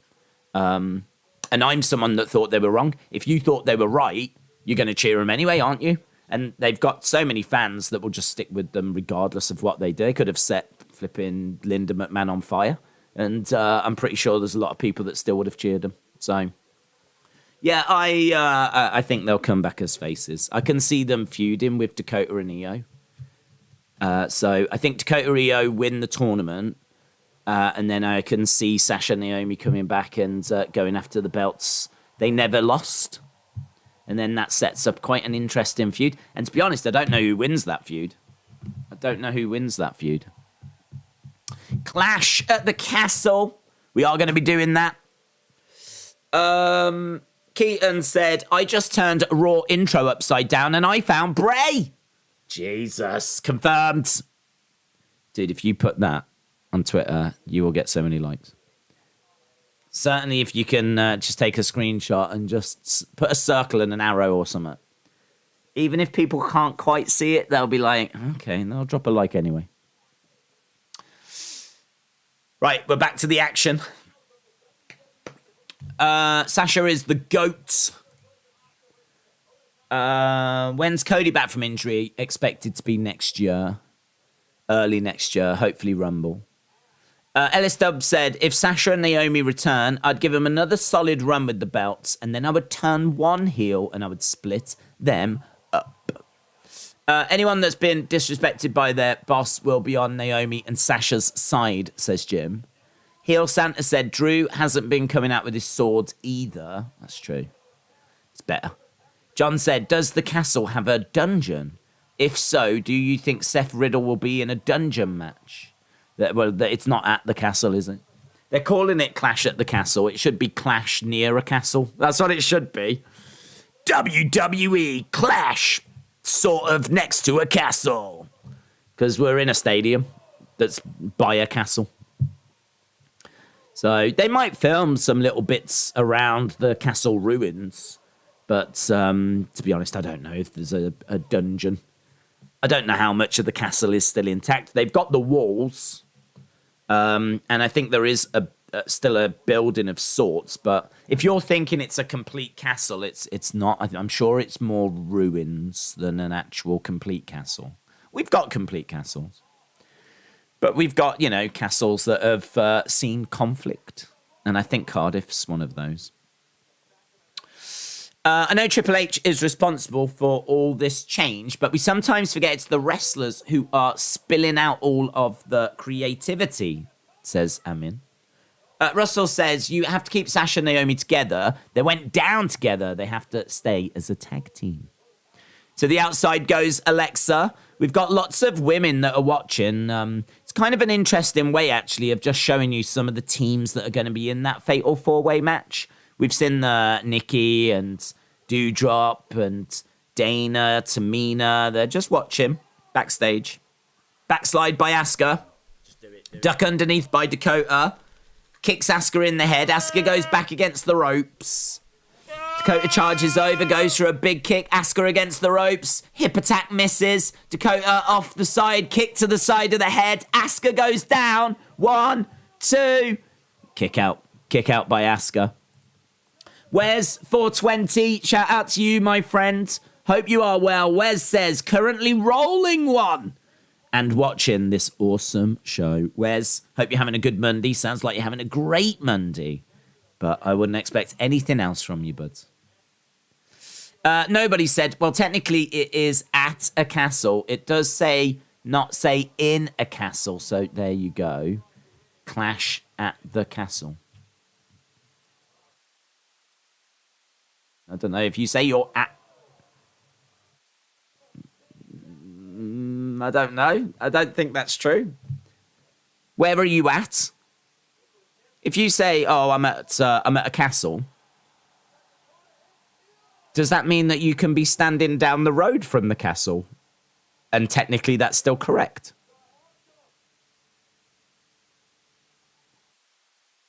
I'm at a castle. Where are you at? I'm at a castle. Well, you can't say that if you're flipping down the road, can you? I don't know. I actually don't know on that one. I feel like if you say you're at somewhere, you should be there. I definitely think that, yeah. Where are you at? Oh, I'm at the library. You're at the library. Well, no, actually, I'm not at the library. I'm in a different country. I'm nowhere near a library. If you're at the library, you got to be at the library, haven't you? I mean, what this technically is Clash at a stadium. That's what this is. Twisted Bliss, knees up by Dakota. Io comes in. Drop kick.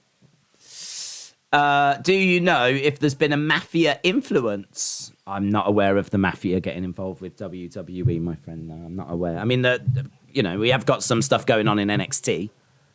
But as far as I know, the Mafia have stayed away. I don't think the Mafia want to deal with Vince. Asuka back in the corner. Dakota looking to deliver a big boot. Asuka grabbing Dakota, dragging her into the middle. Asuka lock applied. Is she tapping? She looks like she's tapping. She tapped. She did tap. She tapped. She definitely tapped. Oh my God, Triple H loves this. She tapped. She definitely tapped. Oh my God. I don't understand what that was. Why did the referee... What's going on? Dakota and Io get the victory. Oh, the tag had been made. She wasn't the legal person. Oh, I didn't see that. Asuka didn't see that either. So the tag had been made to Io. Dakota can tap, but it doesn't matter because Asuka's actually got the wrong person. And Io comes in, gets the win. Ah, well, there we go then. Sorted. Bit of a controversial ending, isn't it? If you're streaming, would you have gone to Clash? If I wasn't streaming, yeah, maybe. Yeah. Right, they've gone to the finals. Dolph Ziggler's here.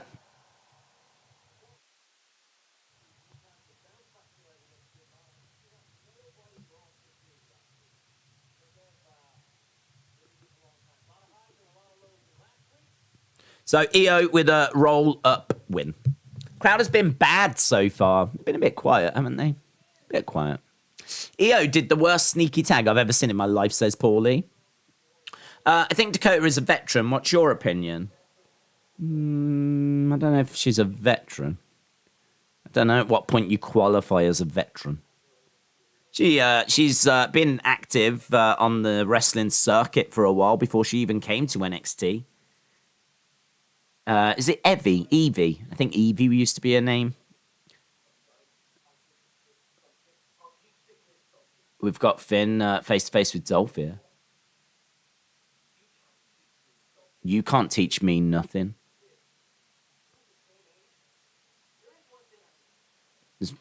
Oh, he slaps him right in the side of the head. So, Finn and Dolph. That's not a great look for Finn, is it? That he just got mugged out. You're just going to sit there.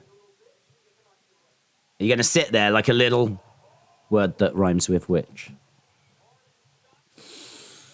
Unbelievable. So Dolph slaps Finn, puts him on his backside, calls him the B word, absolutely mugs him out, the leader of flipping Judgment Day.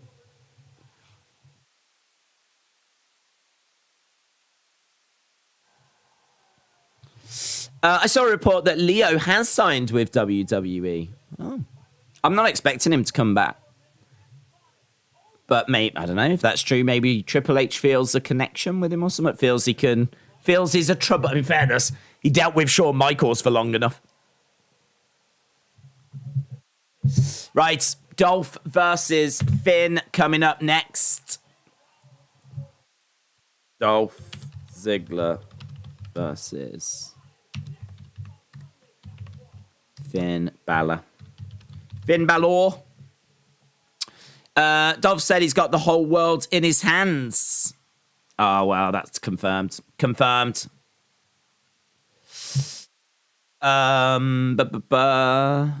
Did Dolph say he and Finn are the same age? He did. Is that not true?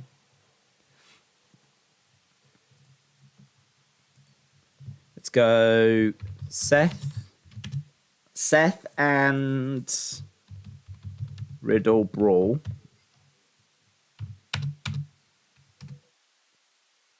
Seth and Riddle Brawl. We have Trish promo.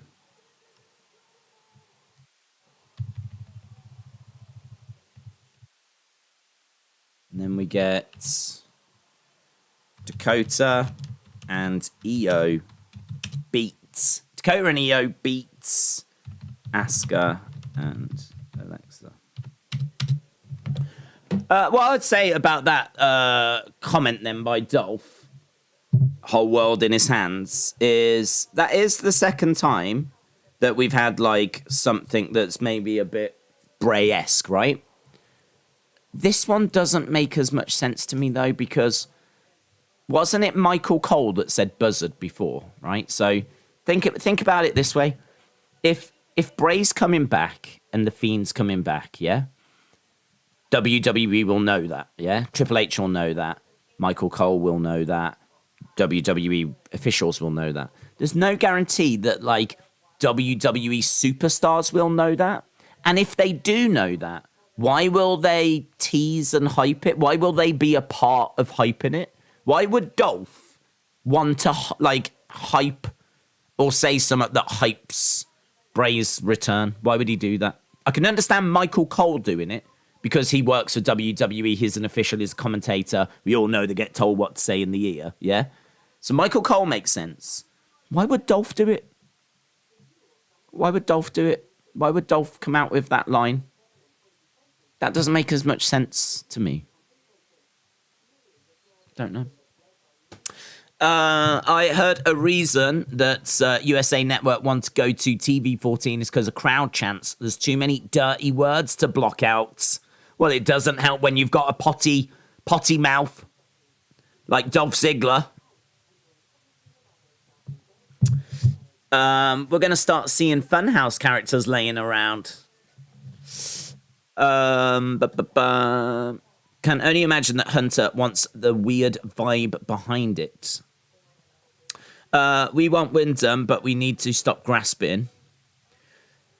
Yeah, I mean, I really don't know. I mean, look, there's on the Wyndham Wyatt thing, there's definitely reports that there's activity there, right? We don't know how far it's gone. We certainly don't know that it's signed. We don't know like that there's been conversations, but there's reports that the people backstage feel it's more likely than ever, and his name was mentioned in creative, right? So we know that much, and I feel like those are big steps forward. We also know that feelings backstage were that under Vince he wasn't interested. So I said all along, whilst Vince is there, I think it's going to be very difficult. Reports coming out kind of confirming that, saying that whilst Vince was there, it was going to be very difficult to do because he just didn't like him. He just didn't get on with him. I think they'd clashed so many times that it was just not a good relationship at all. Now, Vince has gone. Triple H's in charge. Triple H wants to make the fans happy. Feeling backstage is that it's a greater prospect than ever that Bray could return. And then, you know, because of that talk, whenever something like Buzzard, Funhouse, Whole World in His Hands, Full Circle, Yowie Wowie in particular, anything like that was to be mentioned, people will go, oh my God, and it will stand out. And the Buzzards thing, it could have been something, it could have been nothing. The Whole World in His Hands? I don't know, man. That's such a weird thing for Dolph to come out and say. You never know if they're just trolling, though. You never know if they're just doing it to get people talking.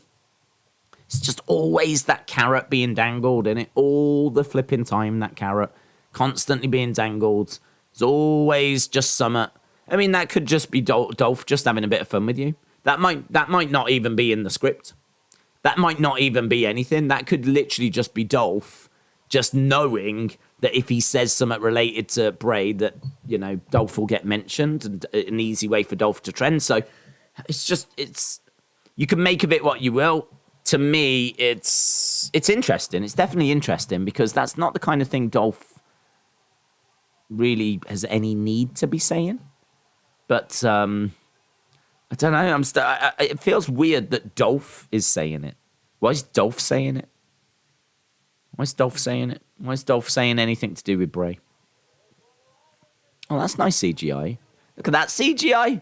We've got a castle and a dragon and everything. It's being taken out of context. He said it about himself. Yes, that's true, but just any reference, just saying it at all. You know, it's like Michael Cole used the word buzzard.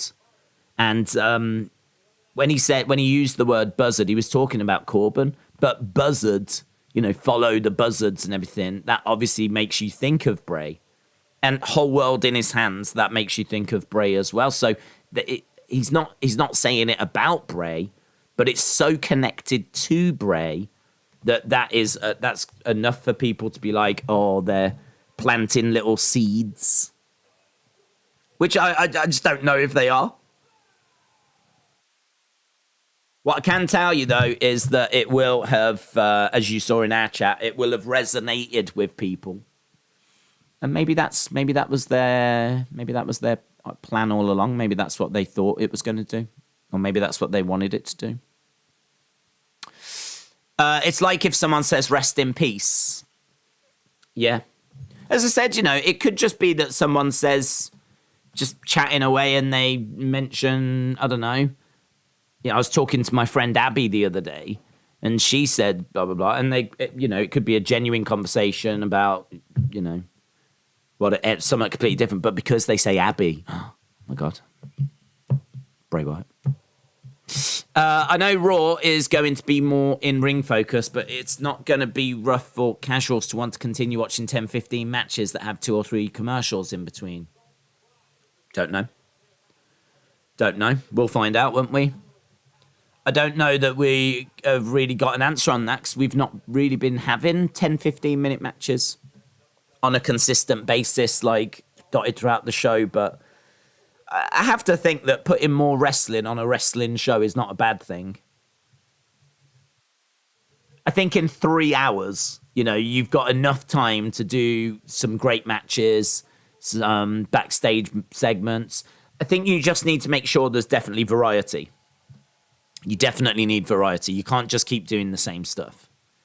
So I don't mind them investing more in the wrestling. I mean, this is a wrestling show. It is, one of the reasons why we tune in. But storylines are obviously, I don't want to say more important, but you can't just do wrestling without any reason for it.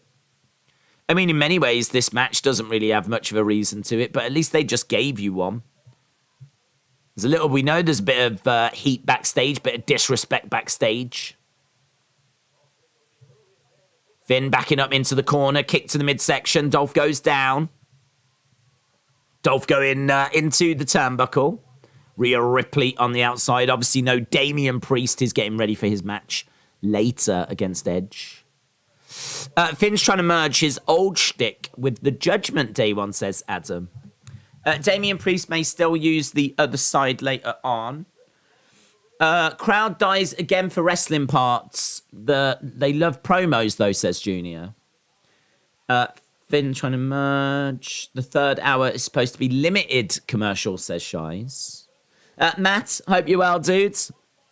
How are we doing? We're doing all right, man. 50 minutes into the show. I thought the opening for tonight was a bit flat. I thought that they didn't really give Trish much to say. She didn't we don't really get to see these legends much, and it would be nice if they had an opportunity to come out and say something.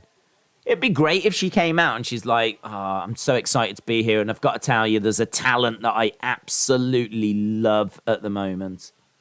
And then she could shout someone out, even if they're on Raw or SmackDown or whatever, but imagine if she came out and she started swooning about Raquel Rodriguez or something. Just you need to keep an eye on that girl. She's going to be a massive star. I mean, straight away, pop, stock goes up for Raquel Rodriguez. Oh my God, did you hear Trish came out and was swooning all over Raquel Rodriguez? I would have loved that. I would have loved her to have actually said something for us to have then had something, but she didn't. She came out and she's like, this is always going to feel like home. And before she could do anything, Bayley interrupted. Io said she loved her, then moments later said she hated her. And then, of course, that just brings out Bianca, Asuka, Alexa, and it just builds towards the match that we end up getting. So, I don't know, it's just, she was just there, weren't she, really? I think that's a bit of a shame. It's just really nice for the crowd, nice for her. Maybe we'll get a little backstage segment later. So that might be, maybe we'll get some. But yeah, I thought it was a bit... And then we go into the first match. I thought it was good. Thought it was a good match. Big match. It's obviously had a big build. Been waiting for these teams to clash. And an interesting finish. And now here we are with our next match. So, yeah, it's been all right, man. It's been all right. Show's a bit mid so far. Triple H has made the wrong call, slowing down the momentum. Who do you think's going to win the tag tournament? I think it'll be Dakota and Io. What if Bray joined Judgment Day? I would be sad.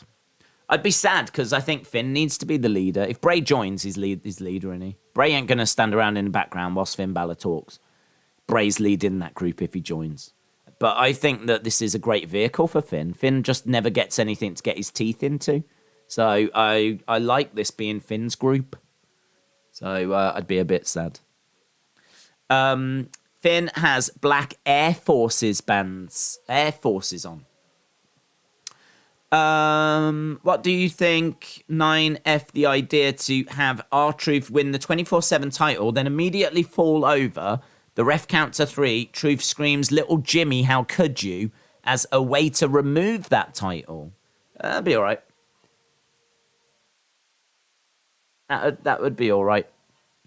I mean, it's silliness, but it's the kind of silliness I can understand R-Truth engaging in. And so you could then have R-Truth running around trying to find little Jimmy and constantly thinking he's getting it, and the referee being like, that's not him.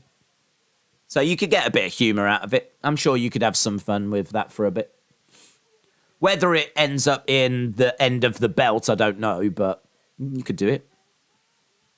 Corey just stopped himself saying Bucks. Young Bucks were mentioned. It's like we went through a 10-minute women's tag match and they went straight into Balor Ziggler. There needs to be something in between, like a Miz TV or a backstage segment or an interview. We did get a little interview, didn't we, with Dolph and Finn? And, you know, he put him down on the floor and swore at him and whatever.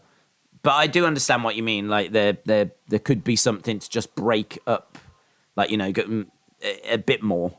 It wasn't the biggest interview segment, was it? But who's Jimmy? It's invisible friend of R-Truth's that he used to hang around with, who he hasn't mentioned in a long time, actually. I mean, that's true, isn't it? He hasn't mentioned him in so long. People would probably not know who he was. I'm saying it as if he's real. He's not. He's an imaginary friend. Young Bucks will never make it to WWE. Send them back to Superkick City with Kenny Omega. Adam says, no more talk show bits. Oh, Adam. We've had talk show segments throughout the flipping, I want to say, the history of WWE. We've had loads. Piper's Pit. Think about Piper's Pit. That was a talk show segment.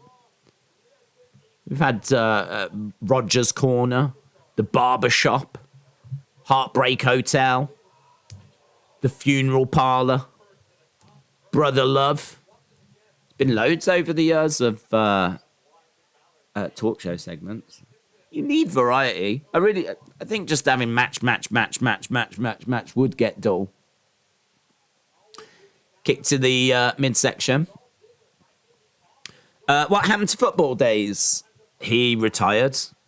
He is living in Bangkok right now. Playing with Lego, I believe. Finn charging over to the corner. Dolph coming off the ropes, clothesline. Collides over to Finn. Throwing in some big right hands. He is unloading at the moment. Down goes Finn Balor.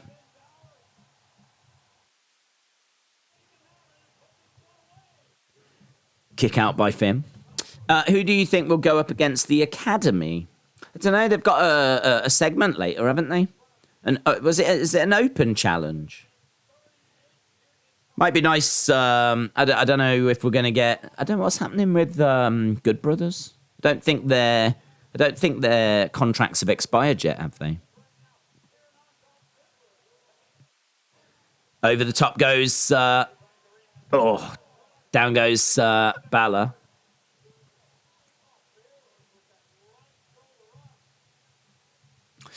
Beth Phoenix is backstage, says Jordan. Wow, Edge is there, so I can believe it. Edge, Damian Priest coming up tonight. Legado del Fantasma, says me VE. Come on. That'd be nice if it was Santos. The only thing is that he didn't win them back, did he? They're still with Tony. So, like, Santos has left NXT, but Legado, I don't believe, have. The prize was that he got them back if he won. He had to leave NXT if he didn't. So, right now, I'm under the impression he's on his own. Imagine Bobby Roode comes back and helps Ziggler, says Philip. Chris said, what about if Drew wins one title at Clash, then Theory comes down and cashes in on Drew? Shoulder up. I don't know. That would be a disappointing way to end Clash, wouldn't it? It would get massive heat, I suppose, for Theory, but I think to be honest, if Drew's going to win, I think you should let him win and end the show that way. and then have Theory cash in on Raw the next night or something. You could easily put Drew in a match. Maybe Roman demands a rematch. Oof. Down goes Dolph. 1, 2. Looking for the 3 count. Beth's not coming back. The babysitter didn't show up, says undercover manager. Edge wearing sunglasses looks like PC Principal from South Park, says Dark Angel. Why even bring up that sad moment of Santos not regaining Legado and them not leaving together? It was very sad. Did well, actually, the ratings for NXT. Did very well. Going for a super kick there, Dolph. Balor grabs Ziggler. It's a battle of 2 former NXT champs, this, isn't it? Dolph over the top. Kick. Famouser. Famouser connects. Dolph. 1, 2. Shoulder up by Finn. Shoulder up by Finn. Almost an hour into the show, JJ Wrestling Figure said, imagine if some random jobber team come out as the Shield. Tinder made its first match in Antarctica in 24... What did it match? Flipping penguins. There's no penguins in Antarctica.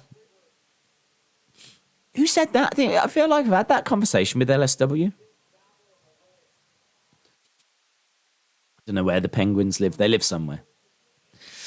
Theory should cash in on Cody. End of story. No other way. It should end. And Cody can regain it a month later. People act like Theory needs a long reign, says Hoff Sports Media. Thoughts on Dexter spotting tonight? Apparently, yes, it's happening. Apparently, he is meant to make an appearance. So, yeah. Coup de grace misses by Finn. Zigzag by Ziggler. 1, 2. Shoulder up. Shoulder up. Crowd are into this. Crowd are into this. Famouser. Coup de grace misses. Zigzag connects. 2 count. 2 count. 1, 2. How's Raw so far? It's all right. It's all right. Crowd are into this match. Feel like this is getting a better reaction than the women's tag match, actually. Theory can run with the belt. I believe it, and they should give him a chance, says Kevin. Is James Storm free? Beer money. Don't know, actually. It's an interesting proposition. Big right hand.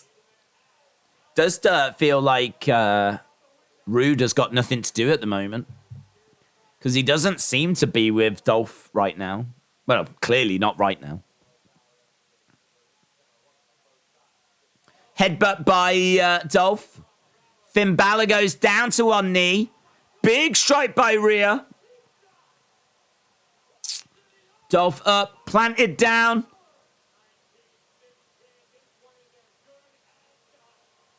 Up top, looking for the coup de grace. Lots of boos. Coup de grace connects. It's going to be a win for Balor. 1, 2, 3. Balor wins. Balor wins. Balor wins.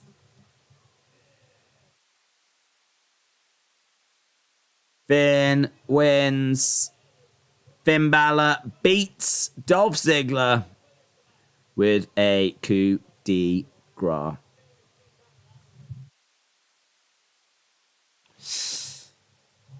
Right, that's the right result in all fairness. Mr. Ziggles. Mr. Ziggles. Hey kids, what's Mr. Ziggles doing today? Bit of outside interference by Rhea.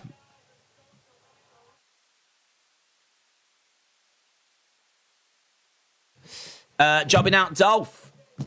What's your favourite Ultimate Edition? Maybe the Hogan one. Because it comes with the Hogan 85 belt, which I never thought they would make, which is pretty sweet. Finn beats Dolph. I should put Finn beats Mr. Ziggles. Okay, we're backstage. Aaliyah is here.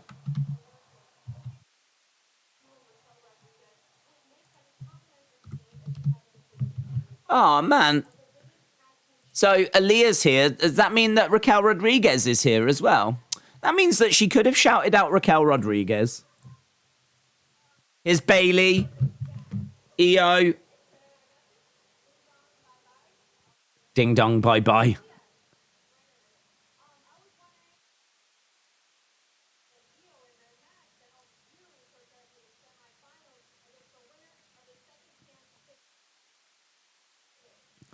So Bailey's actually doing an interview here.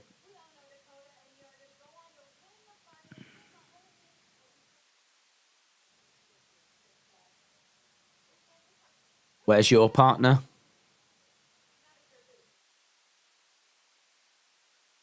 It's none of your business. Where's Raquel?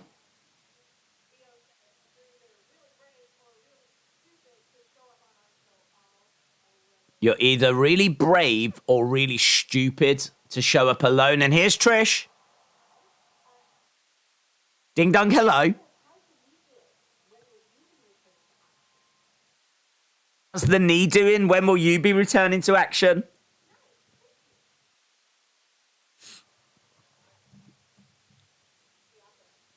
Oh, so we're going to get a Bailey match.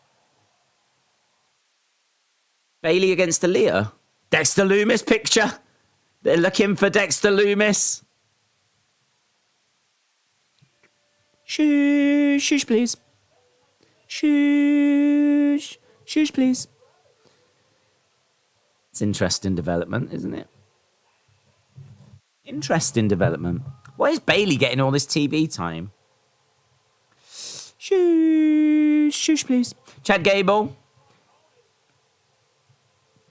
So Bailey is challenged to a match by Aaliyah. Seems a bit silly. Because Aaliyah's got no chance of winning that. Bailey match, let's go. Dexter's back. That was defo det for Dexter. Shush, please. Chad Gable making his way down. Latch, shout out to you. Says, loving the Triple H era. It's enjoyable to watch. I agree. It's, do you know what? It's easy to watch, isn't it? It's easy. Alpha Academy Open Challenge.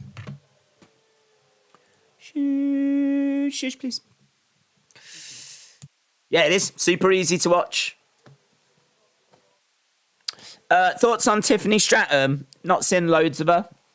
She had only just debuted when I was watching, and then I stopped watching for a few months, so I can't say I've seen loads of her. I think her character is annoying, but it's meant to be annoying, so fine. But what she's actually like in ring, I don't know. I think I might be seeing her tomorrow, actually. I think she's having a match with Wendy Chu tomorrow, so I'll be able to give you a better idea of what she looks like tomorrow. 3 hours are a breeze now. Judging by the logo, looks like it will be brand versus brand, says Adam. Hope this isn't Hit Row. Hit Row are SmackDown, aren't they? So I don't think it will be. I don't think that rap did them any favours, did it? I don't think that rap won them many new fans. Live, I did a poll on it, and we were 50-50 as to whether people enjoyed that rap or not. People were 50-50, but I did another poll on Twitter, and I think it was a little bit harsher on Twitter. I think on Twitter there's definitely more people that didn't enjoy it. So imagine that. Twitter unhappy with stuff. Wild. Larry said, I want Breezango. Kevin said, Hit Row sucks now. I'm sorry, but they suck. You won't see her tomorrow because it's a lights out match. Oh, you're right. God, even when she's having a match, I can't tell if she's any good or not. They're turning all the lights out. Last two in the Rumble, Orton and Cody, but they land at the same time. Thoughts? Fine. I think if that happens, I would do a match where it's Cody versus Orton at one of the, the Saudi show, and the winner wins the opportunity to face Roman or face whatever champ they want.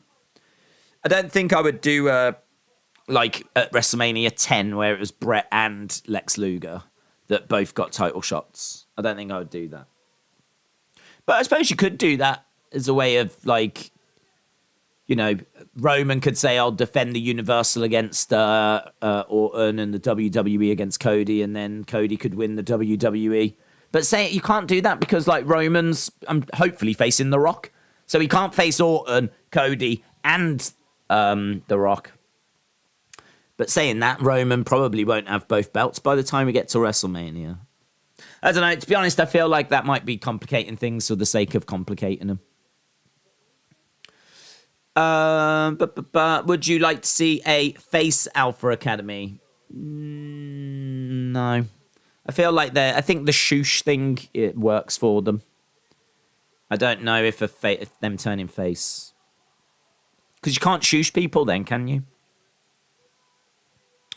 Do you think WWE will now completely scrap love storylines since Triple H is in charge? Because he was in charge of NXT when they did Dexter Lumis and Indy Hartwell love storyline. So, I mean, like, I don't know. I don't know if you're going to get, like, the weddings that we've been getting and stuff like that, but I don't know. Look, the reasons to have fights need to be quite varied. You need lots of different reasons why you want to face someone. Could be that you're both going for a title. It could be more personal than that. It could be something to do with a relationship that you've got. So I don't think you need to take, like, relationships out of wrestling. For me, like I've said before, wrestling should reflect life in many ways and just different struggles that people go through. And relationships are a massive part of that. So I wouldn't take it out of wrestling.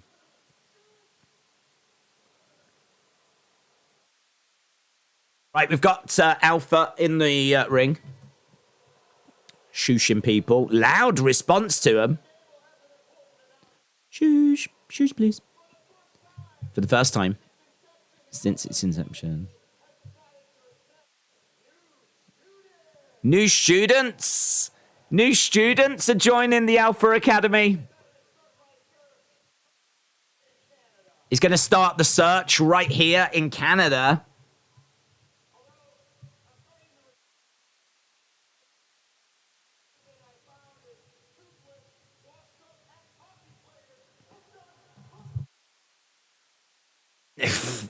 Tim Hortons gets a mention. That'll please Sonny.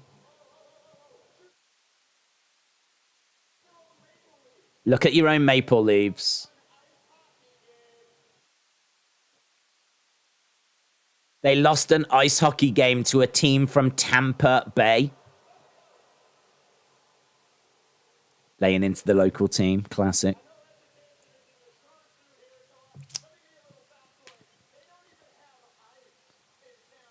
They don't even have ice in Tampa Bay. I'm sure they do.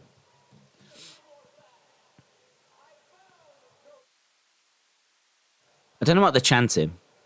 Tim Hortons is bringing in pizza. What are they chanting? Shoosh. Yeah, shoosh.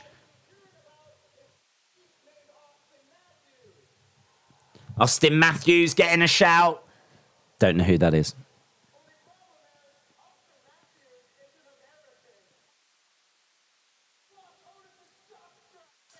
Don't boo Timmy's. That's just gross. Losing to a Florida team at ice hockey is kind of crazy if you are in Toronto. They're chanting, go Leafs, go. Go Leafs, go. Go Leafs, go. Do they shout that at trees as well as they're walking back? Go Leafs, go. Come on, yeah. They're turning green.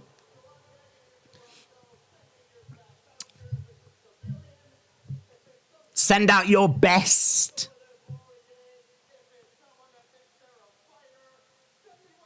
Send me what you've got. They're building this up. Thank you. So he's laid into the local team. Got the crowd hating him. It's going to be a big babyface pop right now for whoever's going to come out. So laid into the...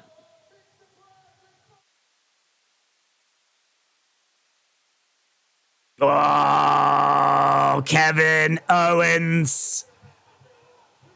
Kevin Owens, man. Look at old school Owens as well with that new shirt that's based on his old shirt. That's the gaffer tape, which looks flipping sick. The prize fighter, Kevin Owens, the NXT version. Do you know, it's more like Kevin Steen, actually. It's less Kevin Owens and it's more Kevin Steen. Kevin Owens making his way down. Big reaction for Owens. On the back of his shirt, it says, just keep fighting. It's a cool shirt, that is, man. It's a really cool shirt. Love that gaffer tape. Like, it looks so good. So DIY. So rough and just homemade and just exactly what Kevin Owens is all about, man. It's a great shirt. It's a great shirt. The prize fighter, Kevin Steen. He's on his own, though, unless they're going to bring out Sammy. Oh, it's going to be what? Chad against Kevin, so it's just one-on-one. Chad versus Kevin Owens. I wonder if we get another update on Ezekiel's family as well. NXT Titantron and Gear, says Pedigree. I love this Owens. Face or heel, it does not matter. Yes, the new Kevin Owens is the same as the old Kevin Owens. So Kevin Owens has answered the open challenge. Chad Gable against Kevin Owens. KO is a tweener. Adam said Toxic Attraction are out of the tag team tournament. There's going to be a second chance fatal four-way for SmackDown. The winners versus Raquel and Aaliyah. Does anyone expect a big name to debut at AEW All Out, says Drops of Jupiter? Paige, or could it be someone else? I really don't know, to be honest. I mean, Bray and Johnny, I feel, would be the biggest two. Paige could come in, but I really don't think she's going to wrestle. I think, didn't she say that she would wrestle if it was, like, really important or something? Medically, I just really don't know where she is. I don't know that she's all cleared and it's all good to go. I'd have to think if she could go. I'd have to think if Paige could compete, WWE would have had her. So I've got to think that there's still... Or maybe she's cleared, but WWE won't clear her. Maybe it's something like that, you know? Clothesline by Kevin Owens. Chad Gable goes down. Sent on by Owens. I saw a Jim Cornette video talking about Drew McIntyre's wrestling promo on Raw. Okay. I don't think I've seen that. Febin said, do you think if Vince ever comes back, he'll turn the shush money thing into storyline? Don't think so. It's not something that I think needs to be brought back up, to be honest. I'm not sure that it's something that he's going to return from either. Face first goes Chad. Kevin versus Carrion. Winner faces Roman after Clash, says Manny. Darcy said, be right back. Just got to go to Tim Hortons. Can't believe Tim Hortons got a shout. And I can't believe that... Sonny's there. There she is, I was going to say. I can't believe Sonny is not around for it. Owens suplexed on the outside of the ring. Spills to the floor as we go to commercial break. Commercial break. Darcy said, I summoned her. You did. Witchcraft. Philip said, Kevin Owens wins and then power bombs Otis on the outside of the ring or through a table. Tonya, shout out to you. Jevon said, honestly, I'm more into Carrion versus Gunther. Carrion versus Gunther. difficult because I feel like they both need to win. So that's a tricky one. I feel like if we're going to do that, you need to do it like quite far down the road. In Super Troopers 2, there was a tag team from a Hearts school. Wait a second, I thought Sunny was locked up. Is she really there? You thought she was locked up? Sunny? Our Sunny? I mean, I could believe that. It's time for halftime scores. Not yet. We're about 10 minutes away. About 10 minutes. Febin said, down the line, would you have Scarlett turn on Carrion and join some other guy?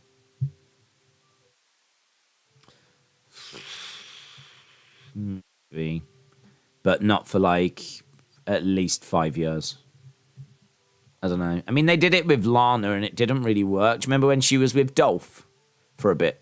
And then she ended up getting with Bobby and I think she went back to Rusev maybe after. And I don't know. It was all messy.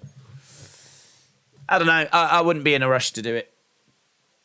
I can't stop thinking of Carrion as like carry on, like luggage. I don't think he'd mind. As long as you're thinking about him, I don't think he minds. Sunny said, I'm definitely not speeding away from the police at the moment. Okay. Can Rhea cheap shot me, please? She is fit, says Edward the Simp Brown. E-dub-F, E-dub-F, E-dub-F, E-dub-F. What's your thoughts on Drew teased bringing back his old theme? My thoughts on it are that I don't care. And I don't mean that in a disrespectful way. I mean it genuinely if he does, great. I genuinely don't care.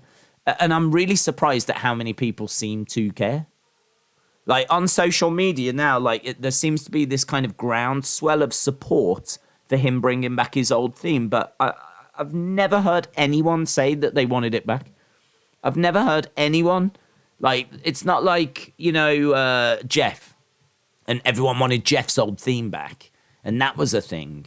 I've never heard anyone talking about Drew's theme coming back. But now that he's teasing it, now that it's being teased that he might bring back his old... I'm starting to see more people going, oh, that'd be so cool. It'd be so cool if they brought that back. And maybe it's just something people never thought about before. I really don't know, but I ain't bothered by it. It doesn't change him in my eyes. I think the way that he's been booked has been pretty atrocious, to be honest. It's getting better now that Triple H is in charge, but this has been a bad year for him so far. Faffing around with Madcap Moss and Happy Corbin for I don't know how long. And then, I can't even remember what he was doing then, but then he was in another feud for a while. And now finally we're getting somewhere. So, as we're getting closer to Clash. So I feel like now we're in an all right place with him. And he's stopped bringing the sword down as well. I think the sword's... I don't know what the sword... It was a little mascot thing, fine, but the cutting the ropes and all that kind of stuff. People being petrified of that sword as if he's going to actually, decapitate him, behead him, or whatever. I mean, on, network television that's shown around the world. I mean, all of that just makes him come across as silly to me. So the idea that he's going to change his theme back doesn't really do anything for me when his booking has been as bad as what it's been. Maybe if he'd been booked better and he was really red hot and he was really cool and, we were all, super into him, and then he's like, I'm going to bring back my old theme, maybe I'd be a bit warmer to it. But right now, I just need to see him doing some good... I need to see him doing some good stuff. I need to see him getting booked a lot better. But as I said, since Triple H came in, I feel like we're in a much better place with all of that. Owens with a big strike. I gotta believe Drew will bring the sword for Clash, even if there's no castle, says John. He could do. I don't know. I mean, obviously, I share all of my opinions. You ask questions, give you answers. And I know that, people are not going to agree with all of them. And I dare say that every opinion I have, there's a vast majority or a good chunk of people that don't agree with them. But I have to think that sword has not been... I really don't think it's been a positive for him. I think for him to come out with major matches with it and just, hold it up and you know, the pyro going off as he holds the sword in the air for like major matches. I feel like you can get away with that. I feel like that's fine. But like him bringing it out on every Raw. And, you know, do you remember that bit where they had that really fake looking stone for a while? It's like a paper mache stone that he would like put it into and then the pyro would go off. Like all of those things just looked a bit off for me. I feel like that maybe catered to kids. Not everything is meant for me, of course. So maybe that's just something fun for the kids. I don't know. I mean, in all fairness, when I was young, there was like Berserker that was running around and Kamala that was running around and all kinds of things. So Drew having a sword is really nothing compared to all of that. German by Chad, shoulder up by Kevin Owens. They're really giving Chad... I really thought this was going to be quite a squash. But they're really giving Chad quite a bit of time here. I'm surprised at how long this match is going for. Kevin Owens is a long way away. Chad with a headbutt. Flying headbutt by Chad. He's done that before. And now he's gone for it again. How are they allowing him to do flying headbutts? Like, that's a move that he did the other week and he's done it again there.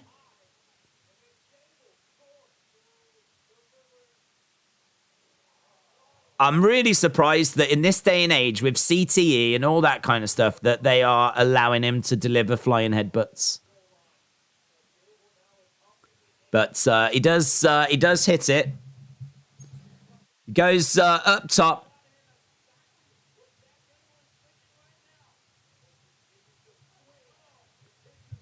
Down goes Chad. Bounces back up again. Owens has grabbed him though, picks him up. Oh, drives him down from the top. Big momentum shifter there for Owens. Chad Gable is down. Again, crowd cheering. 1, 2. They really want Owens to get the win here, of course. Fellow Canadian. KO is crazy. Thank you for that chant. E-dub-F, you are welcome. Oh, sent on from the top, knees up. Gable going up top. Looking for a moonsault. Super kick there by Kevin Owens. Gable goes down to his knees. Against the ropes, looking for the pop-up powerbomb. Boom, gets it. Kevin Owens. 2, 3. Owens gets the win. Owens wins. So Owens gets the victory. No great surprise with pop-up powerbomb. Now we've got Otis attacking. Otis charging over, collides into... he's upside down and everything. Owens on the outside. I did wonder if Sammy might come out to make the save. Owens grabbing Gable. He's got him on the outside. Clothesline by Otis. These two working together. In the ring goes Owens. Otis in there. Sammy chants. Sammy chants. Stunner there by Owens. Kick to the midsection. He's going to look to powerbomb Chad onto Otis. Boom. Owens goes up, and there is no Sammy, but Owens ends the segment standing tall. Sammy chants. Pop-up powerbomb, one of the most devastating finishes in the modern era, says Jevon. We need a promo. It's been quite a lot of wrestling, says Scott. Febin said, thoughts on Alexa versus Aaliyah versus Rhea in a Murphy on a pole match? Don't think Alexa's interested. Was Aaliyah in a relationship with Murphy? I never heard that they were. To be honest, though, that I don't really pay that side of it much attention. So, don't know, maybe she was. I can't imagine she's that bothered, though. So, I don't know. It might just end up being Rhea on her own. It might just be Rhea with Murphy on a pole. Crowd chanting for Sammy, and then KO just did it on his own. Imagine if Sammy distracted Owens and Roman attacked KO, said SD Films. Owens standing over in the corner. I love these shots. These sweeping shots. I don't feel like we've been getting these camera angles before. Well, we did get them, I think, the first or second week Triple H took over, but certainly seeing them a lot more now. You know, Owens kind of looking out to the crowd and the camera panning around in the background. It looks really good. Dun, dun, dun, dun, dun. My show. My show. Owens touching a few hands.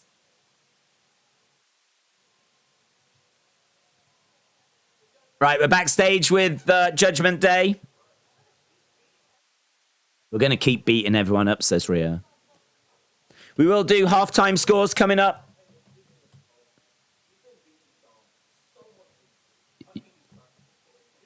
You've been beating Dom so much, I think he's starting to enjoy it.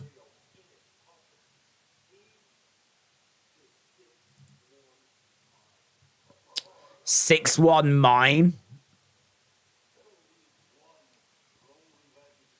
Ray is 6-1 mine.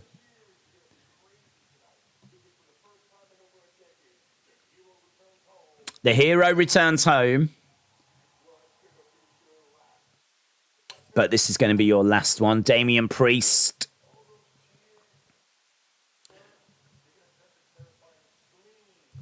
All those cheers are going to turn to terrifying screams as you meet your Judgment Day. So, Judgment Day promo, 6-1 mine. Mine. Have you heard the news about Toxic Attraction? I have. How far away is Clash of the Castle from you? I'm guessing about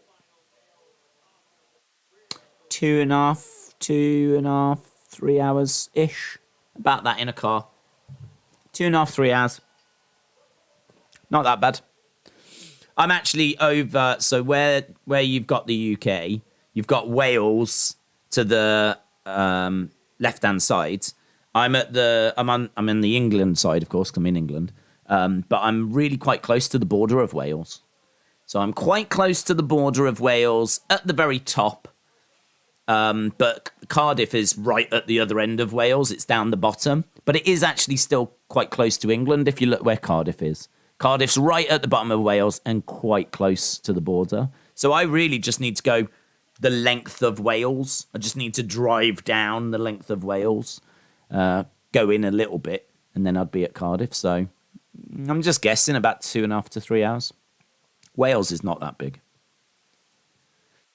Certainly if you hit a major road, pedal to the metal. Do you live in Merseyside? No, actually a little lower down. I'd have to go further up to get to Liverpool.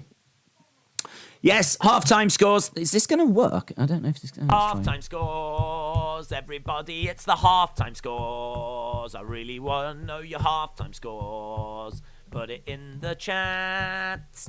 Halftime scores, everybody, it's the halftime scores. Are you happy? It's the halftime scores. Are you happy or you sad? Halftime scores, everybody, it's the halftime scores. I should get that recorded.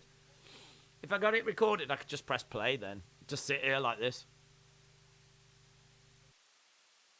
Halftime scores. 9, 7, 6, 7, 7, 6. Greatest night in the history of our sport. Raw is 3 friggin' hours. Aaliyah might beat Bailey. We have got Aaliyah making her way out. 6.5, 7.5, 7, 7. New Undertaker is my Scottish Warrior. My Shawn Michaels in the WWE is Dolph Ziggler. I don't even know what that means. 10, 6, 8, 7.5. Weird advertising a restaurant that's not even in Canada, says Jim. I'm probably only about half an hour drive from you. You should let me know if you want to go for a date. 7 Mr. Ziggles out of 10. I wish there was a series of Mr. Ziggles books. Mr. Ziggles goes to New York. Mr. Ziggles gets stuck on the toilet. I don't know. That could be fun. Who's going to win the FA Cup this year, says the Veggie Beast. There's a few teams, actually, that could win it.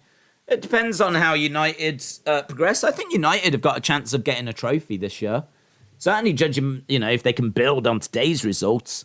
Obviously, someone's going to have to get rid of Man City. It's hard to not see Man City. Man City could just sweep the flipping board, man. Man City are a scary prospect this year. Because it feels like they've kind of run away with everything already, but Liverpool have kind of kept them reined in. Liverpool just don't seem to be able to do that at the moment. So unless things drastically improve for Liverpool, Man City could flipping clean up. I wonder if this is the year that a treble is done again, or even the quad.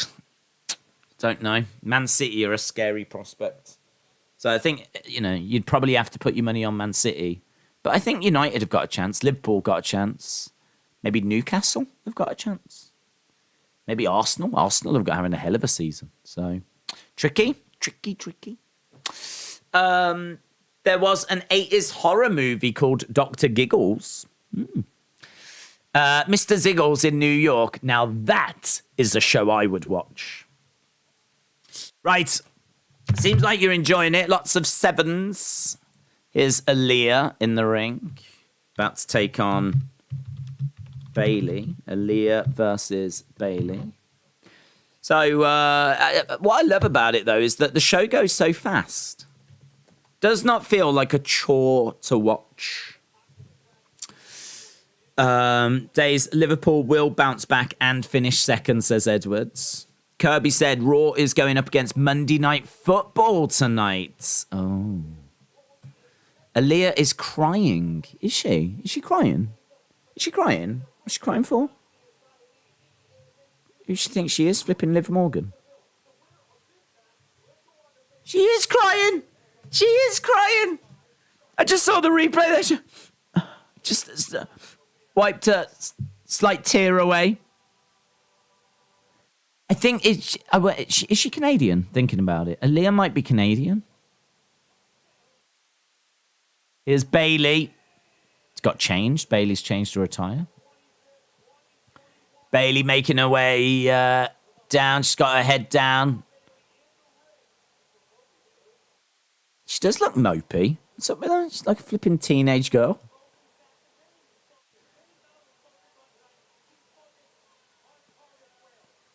I love that CGI. That CGI looks sick, doesn't it? The castle CGI looks absolutely brilliant. Looks brilliant.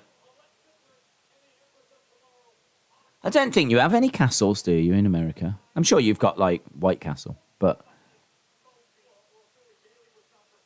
Bailey has made her way down then. Yeah, look, she is, Aaliyah, very emotional. Jesus Christ, get yourself together, Aaliyah.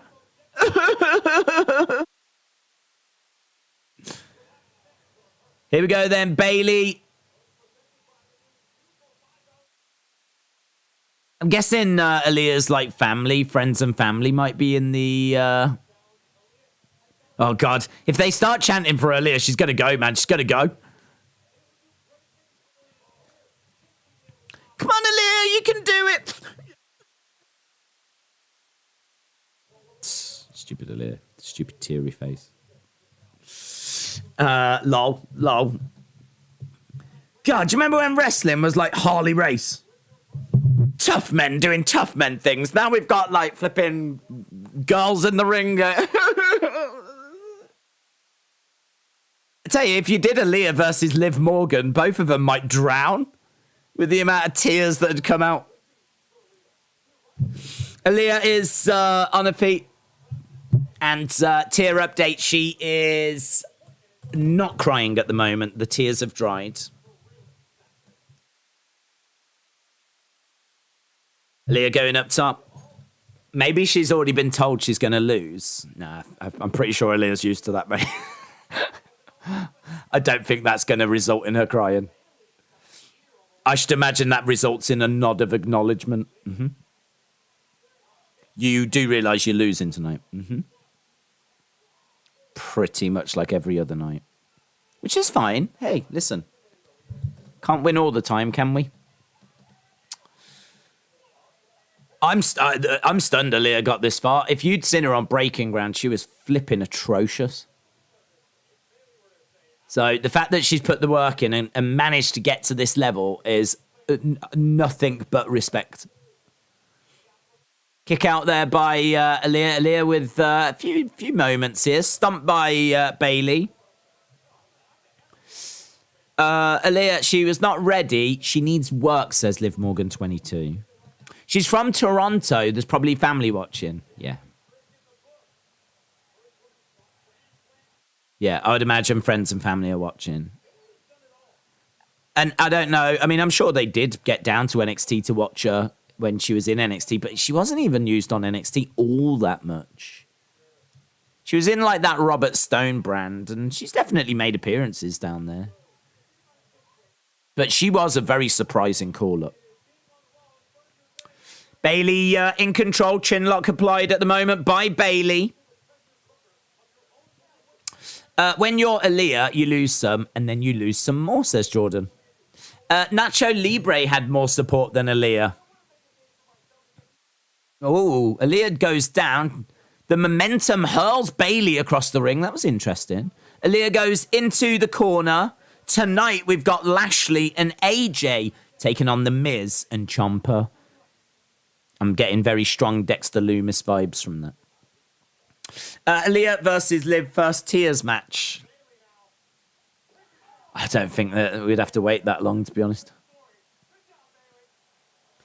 Bailey colliding into Aaliyah. Aaliyah goes down.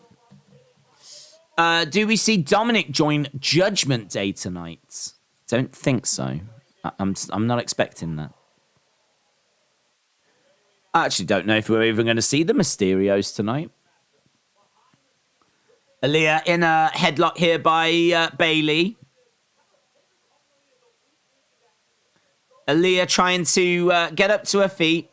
I do like this, though. I really do like this. Like, I wish they'd made a bigger deal about her being from, like, Canadian.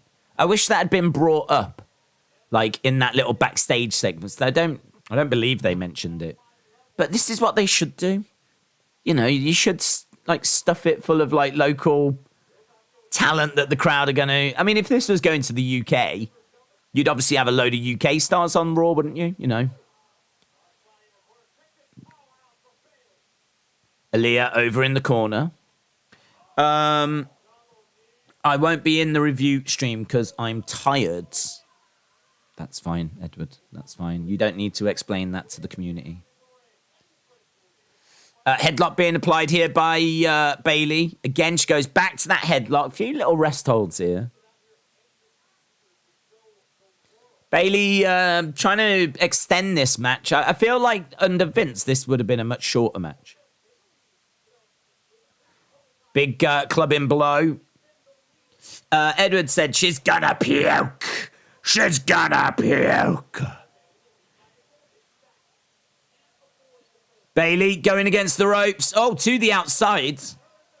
Aaliyah hurls Bailey to the outside. She goes against the ropes. Baseball slide gets caught by Bailey. Into a bulldog. Homage to Trish. Throws Bailey into the ring. Thez press. She does love that Thez press. She uses it a lot. She gets off Bailey. Bailey backing over to the corner. Aaliyah coming with some big strikes to the midsection. Moving away. Bailey coming out. It's a little clunky in areas, but it's all right. Into the corner goes Bailey. She charges out. Yeah, it's a bit clunky. Aaliyah grabs the leg of Bailey. Sits back for a single leg Boston. Single leg Boston crab. Single leg, but I like the single leg Boston, but Bayley grabbing the hair. Grabbing the hair. Aaliyah stomping down on Bayley. Edward said she's crying because she got dumped from her boyfriend, probs. Is that true? I don't even know if that's true. I don't ever... Well, Bayley just gave us something to cry about because she just smashed her face into the ring mat. Smashed her face into the ring mat. And it is a victory for Bayley. Bayley beats Cry Baby Aaliyah. So Bayley wins. Down comes Io and Dakota. Damage control. Aaliyah versus Liv. First to Cry leaves WWE. Jesus. I think we'd need to do first to stop crying. First to stop crying gets to stay. Kleenex on a pole match. Both of them crying their eyes out, desperately trying to get the box of tissues. She's crying again! She's crying! At least she just lost, so, you know. Crying again?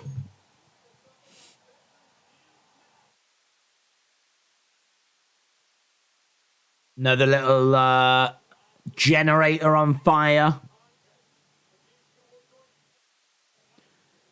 Ciampa making his way down. Boo-hoo, did you lose Aaliyah? Boo-hoo, get over it, says Edward. Edward, you're going in hard here on Aaliyah. Going in hard. But you filled up the thing. Look at that. Dominating. Dominating. Who is the man in the back of AJ and Bobby? It's just dudes in the background. But did you see the riot police? There was people in shields and masks and everything. There was riot police in the background. It was rumored that they were going to be there. So fire backstage again. I wonder who started that. I bet it was Aaliyah's tears. Aaliyah's tears, she cried in the ring. They slipped to the back, went into a generator, blew it up. Miz and Ciampa versus Bibbs and AJ. Loving the Miz and Ciampa as a duo. Boom. Edge is going to murder Damian tonight on this day. Don't have to keep super chatting, Edwards. Don't have to keep super chatting, but it is going to be a big match, sure to be our main event. Edge against Damian Priest. Got that match coming up. Coming up next, though, we got Bibbs and AJ taking on Miz and Ciampa. We got 1 hour, 15 minutes to go. Days, do you see Shotzi winning a title in the future? I reckon one day. I mean, by title, she could absolutely get the tag belts. But if we're saying like Raw, SmackDown, one day, yeah. I can't see why not. Can't see why not. She's pretty skilled in the ring. It's just not really her time, and I don't know that it'll be her time next year either, but I can see her getting there one day. Edge will beat Damian and then accept their proposal to rejoin Judgment Day as the leader, said British Soundboard Pranks. Oh my God, the Bulldog. Edward says, I want to support you, though. Dude, just being here is enough support. Just people joining us and sharing their thoughts and, just hanging out. That's all the support I need. Hoff Sports Media said a while ago, I pitched the idea of Dominic joining the Legado del Fantasma, having him turn on Ray, and having Santos versus Ray win, giving Dom a character other than being Ray's son. Yeah, I think that would be better if we did distance them, definitely. Because I just think whilst he's with his dad, he's always going to be in his dad's shadow.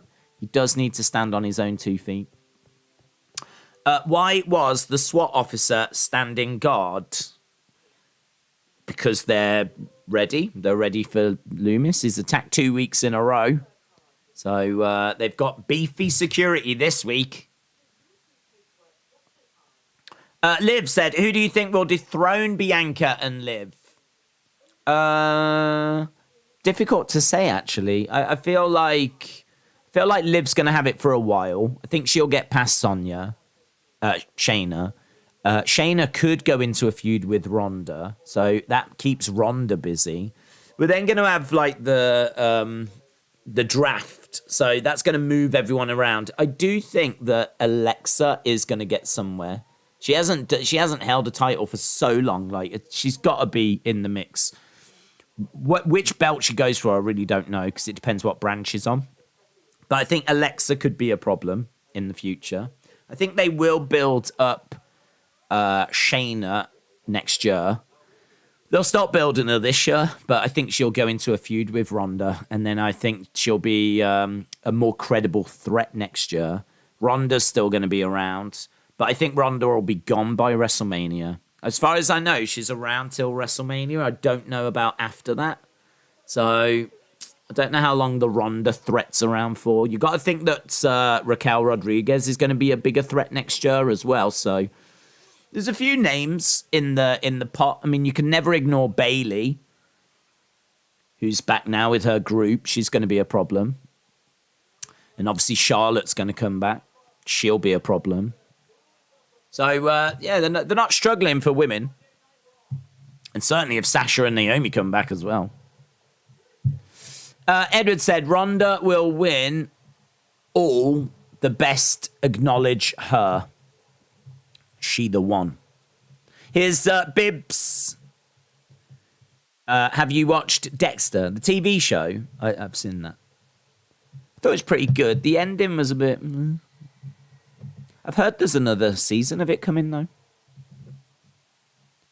Here's Bibbs. Big entrance for Bibbs. Liv versus Alexa worked really well, said Darcy. I think we do Liv versus Charlotte next. Then with the draft after Liv and Charlotte, we get Alexa, and I have Alexa win SmackDown. Then either Bayley or Rhea beating Bianca for the Raw title. Rhea's a really good shout, actually. Rhea's a really good shout. I didn't mention her. And that's a good shout. Days, what's up? You bring the best streams, says Art Banks. That's very kind, thank you. We just hang out, don't we? We just react whatever's going to go down. I do find that these shows are not as funny anymore. There used to be like, even if they were bad segments, at least we could make fun of them. Like now we just get we get lots of wrestling. It's hard to make fun of wrestling. Wrestling's cool. Wrestling's cool. Hopefully someone in this match cries. Here's AJ. What do you think of the show so far? It's been good. Matches have been really good, but there's little talking points. I agree. I agree. It makes me appreciate the bad segments. At least with the bad segments, we had something to lay into. I miss complaining. That's the problem with this Triple H era. I miss complaining. Can't even complain. Well, I can. I suppose I wish there was more talking segments. Fun segments, vignettes, things like that. There was a rumor that Owens was turning face. Do you think he turned face tonight? And when Owens and Sammy get back together, do you think them being faces beating the Usos? Yeah, you could do that. You could definitely do that. Do I think he turned face tonight? I think he's kind of a bit of a tweener anyway. I mean, I just think he's cool. It's really hard to know if they're face or heel sometimes because, I mean, look, Chad Gable was clearly a heel. And Owens has just come out and took him on. I mean, I don't think that was heel versus heel. He's, high-fiving people in the front row and everything. I mean, he wasn't flipping off the crowd or telling them they suck. He was, this was a hometown kind of, home country hero's welcome for Kevin Owens, and he played up to it. So, I don't know. It's hard to read. I mean, is this just a one-off? I mean, he did beat up Elias Ezekiel, but I didn't really care about him. Don't really care. So if I don't care, does that make him a heel? If he beats up Dominic Mysterio, I'm not going to care. Does that make him a heel? That makes him a face in my book. So, yeah, I don't know. It's hard to get a read of what he is. I think he's just a bit out for himself. I think he's a bit of a... Do you know what I mean? He'll do what's best for Kevin Owens. Suplex by Bibbs. We've got 8 minutes to go, and then we're into the final hour.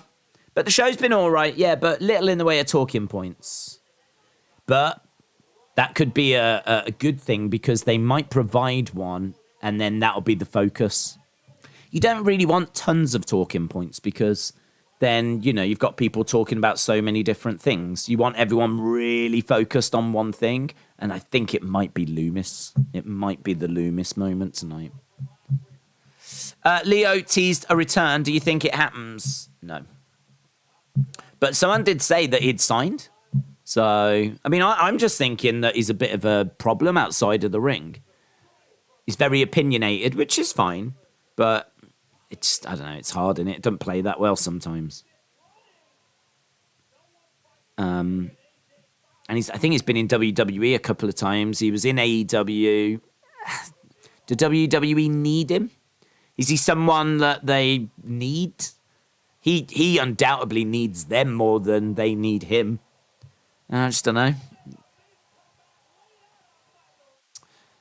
Miz and Ciampa are down on the outside as we go to commercial break. We always talk about storylines, but it's hard to give everyone good storylines. But I do love this Loomis stuff, says Kevin. EWF said, I have a new concept for a match. Fatal 5-way Deadly Games match where 5 people start at the top of a Hell in a Cell. Mitchell said, bruh, are you kidding me? If they really wanted it, give AJ and Bobby the tag champs now. What an amazing team if you think about it. Bruh, are you kidding me? There's the cake, look. Do you have some, yeah? I don't know why I've put Miz. I don't know if they want it, to be honest. I mean, Bibbs is US champ, so he's got to defend that singles title.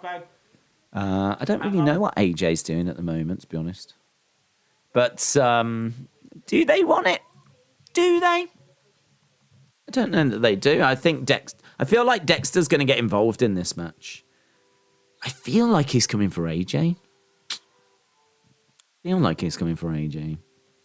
We'll see. He did attack Ezekiel, but that was the end of that rivalry. When he's getting attacked by Bloodline, he also has taken on heels tonight, not as a heel. No, tonight he definitely played into the being Canadian, you know, high-fiving people, all that kind of stuff. So, yeah, you know, I think he's... I can't say that he's a face. Because as we said, you know, he did brutally beat up Ezekiel, who is a face. So, I mean, that wasn't a very kind thing to do, was it? So, whether that was just to end that and now he is a face now, then fine. But to be honest, I just think he's kind of cool just being out for himself. I mean, this is sort of what he was like in NXT. Although he was a bit more heelish, in all fairness. He did have a great feud with Finn Balor. But, I don't know, we'll see. Whether he's heel, whether he's face, he's just cool, isn't he? I think what they're doing with him is great. He's got, like, an attitude back. It's great to see. Michael said, I got so hungry, I drove to McDonald's at this time in the morning. Have I missed much? Not really, to be honest. I don't think you have missed much. I don't think this has been a show that you desperately needed to have tuned into and caught every moment of. It's just been a fun little show for Canada, really. What I do need to do, though, is I need to KO beat Chad, and then Bailey beats Aaliyah. Just need to update our little winners scroll at the bottom. All the results are scrolling there. Dave's prediction for KSI's fight. I think he wins both, but I think he'll struggle against the boxer. I mean, to my knowledge, that Swarms, whatever he's called, he's not anything. So I expect him to win that quite comfortable. And then the fact that he has already had one fight, it might wear on him, and he is taking on a boxer. But I think this boxer's lost his last 4, is it? But he is, he's had fights, this boxer. So, he might struggle. And he's going to come in a bit weaker. So, but yeah, I've got to imagine the only reason he's accepted it is because he thinks he can do it. KSI is going to lose both, says Dave. I feel like with Triple H, a lot of our fond memories with NXT Black and Gold, Triple H could get so much of his creativity for 1 hour, but now he's got to do 3. That's true. He's even said it's hard. There's that clip doing the rounds, isn't there, where I think Stone Cold said, if you could change something, what would you change? And he said, well, I'd make Raw 2 hours. It's a lot easier to book a 2-hour show than a 3-hour show. But but he did say it'll never happen. Why does anyone care about KSI, says Unbroken. Theory is going to have a promo segment, says Dave Meltzer. Hi, Dave. Can you sort your ratings out? Because you keep botching it, mate. But hi, Dave. Darcy said, do you think it's possible that John Morrison returns and is used properly? I mean, I can't say no, but don't know. I don't know that. I mean, look, there's so many people that could come back. John Morrison's definitely a credible option, but do they need him? You can say that about anyone, but do they need him? Is it right that Triple H uses a roster spot to focus on the future more than bring him back like John Morrison? And I don't know if they need him. Ciampa and Miz on the edge of the ring. Wow, look at the Miz. He went full on Hulk Hogan. And it comes crashing down and it hurts inside. Dun, dun, dun, dun. It is the Miz. Mizomania. If you hurt my friend, then you hurt my pride. Gotta be the man. I can't let it slide. I am a real Miss American. Fight for the rights of every Miz. I am a real Miss American. Fight for your rights. Dun, dun, dun, dun, dun. Wild scenes. He went for it, man. He went for it. I want Mattel to make a Miz action figure with full rippable shirt. Here we go. Mizomania running wild. What's your opinion on The Fiend coming back? I think there's a better chance of it happening now that Triple H is in charge. But I do think that there's a lot of reading into things. There is a lot of, I think, things that people are reading into that I genuinely don't think are things. But I think, I definitely believe that the reports that people backstage think there's a greater chance that he could return now. And apparently his name was mentioned in creative and they spoke about him in creative. And all of that is positive signs. But what that says to me is that they may reach out to him, but we don't know. We don't quite know if he wants to come back or if he wants to pursue films. I think he would come back. Certainly now Vince isn't there. But he would want certain guarantees, certain money. Could they make the money work? What if he wants more money than before and Nick Khan says no? I don't know. I really don't know. I don't know that it is absolutely guaranteed. Oh my God, it's just a matter of time. I don't know that that's the case. I think the biggest obstacle's out the way, and that was Vince. But I think, wages, creative control. You've got to think that Triple H wants, he's going to want to put the belt on Cody. and he's going to want to work with Loomis, work with Carrion. You know, we've got potentially Rock Roman at WrestleMania. Like, how does Bray fit into all of that? Because I'd have to think that he's going to want some guarantees he's going to be used well. You know, he's not going to want to come back and just be jobbed out, is he? He ain't going to want to come back and lose to Goldberg again. And that'll be the first thing. Like, yeah, I'll sign the contract, but just one question. Am I going to lose to Goldberg again? I just need to know. So, but I'd have to think he'd want some creative control and some kind of assurance. So I just think it's hard. To be honest, I just don't think that's things that a lot of fans take into consideration. I think a lot of fans are like, I want him back. Where is he? Why is he not back yet? But it's like, well, you know, there's money, there's negotiations, there's creative control, there's backstage dramas, there's lots to take into consideration.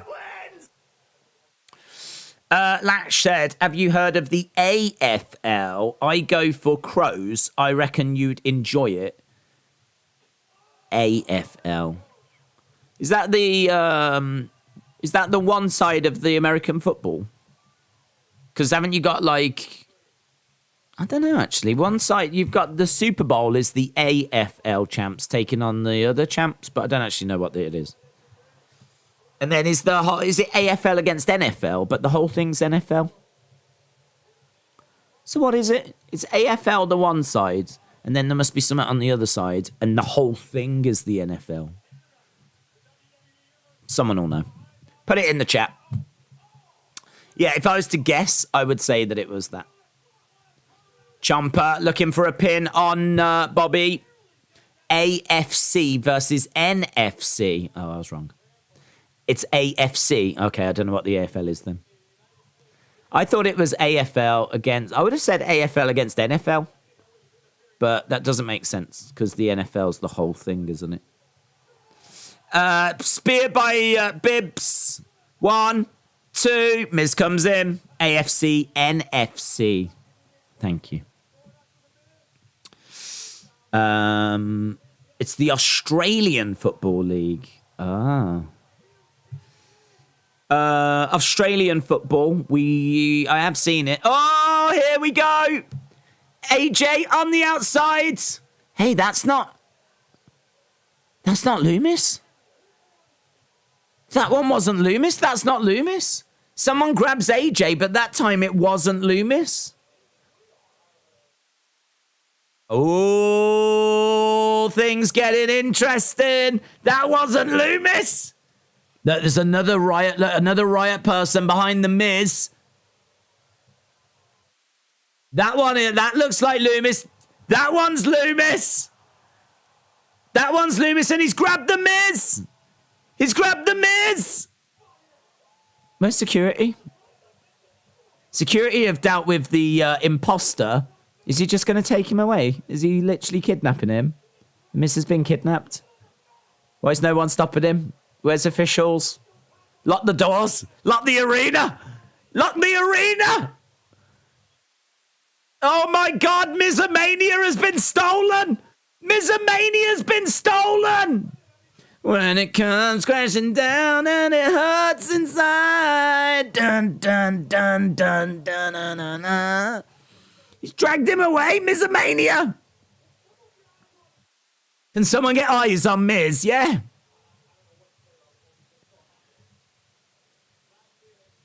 They don't know how to. They can't do these stories, can they? Like the commentary, like, I just don't know what to say about what we've just seen. How about stop the show because one of your competitors has been kidnapped? How about that? The Miz has been kidnapped. And you got Byron Saxton on commentary going, I just don't know what to say. I don't know what to say. It's so disappointing that one of our wrestlers has been kidnapped. So,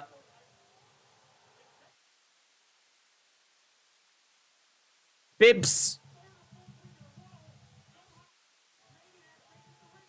Ciampa is laid up and Bibbs hits the spear. I don't understand. He spears Ciampa, but they don't actually... How did that match end? I don't even know how that match ended, you know. How did the match end? He's a father. Miz is a father. We've just seen someone get kidnapped on TV. So fake Dex. Moving on. So guys, moving on with the rest of tonight. Yes, we have had a superstar kidnapped. Don't let that ruin your entertainment of the show. Dexter kidnaps The Miz. How the flip did that match end? I have no idea how that match ended. That man's got a family, damn it! Lad, shout out to you. The bell rang when Loomis came out. So, okay, so is it a DQ situation, is it?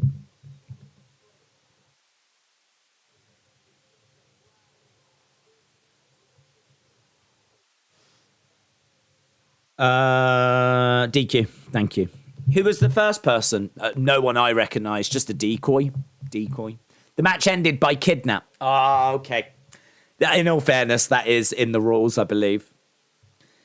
And do you know what? It's very important that we get the result of the match sorted. I know that one of the competitors has been kidnapped, but we do need to, like, you know, we need to know how that match ended because it's got to go in the official records. So DQ by kidnap makes a lot of sense. Right, I didn't expect his leg to be up there, Damian Priest.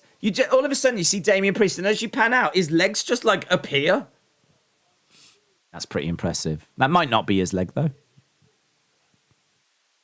Edge against Damian Priest coming up later tonight. Who was the first person? Just a decoy. The decoy was a cool idea. Miz has a family. He's got a family, damn it! Dexter kidnapped Theory in NXT. He did. Miz should have read his WWE contract. Kidnapping may occur. DQ by kidnapping. That might be a first. Look at WWE's Twitter. Oh, I don't have my please button. Please! Please, going to Twitter, please. Please, going to Twitter, please. I'll do it. Look who's back. Guess who's back? Back again. It just says, look who's back. And it's a video with what just happened. Oh, please. Please go to Twitter, please. I just love doing it. I love doing the please. Canadian shows just as dangerous as the NXT parking lots. No one's paying the ransom to get Miz back. Yeah. Part of me thinks there was a real lack of... I mean, like, no one from the locker room came out. No officials came out. No one cares that the Miz has just been kidnapped. No one gives an absolute flip. Only Byron seemed to have any kind of, like, what's going on? The Miz has just been kidnapped.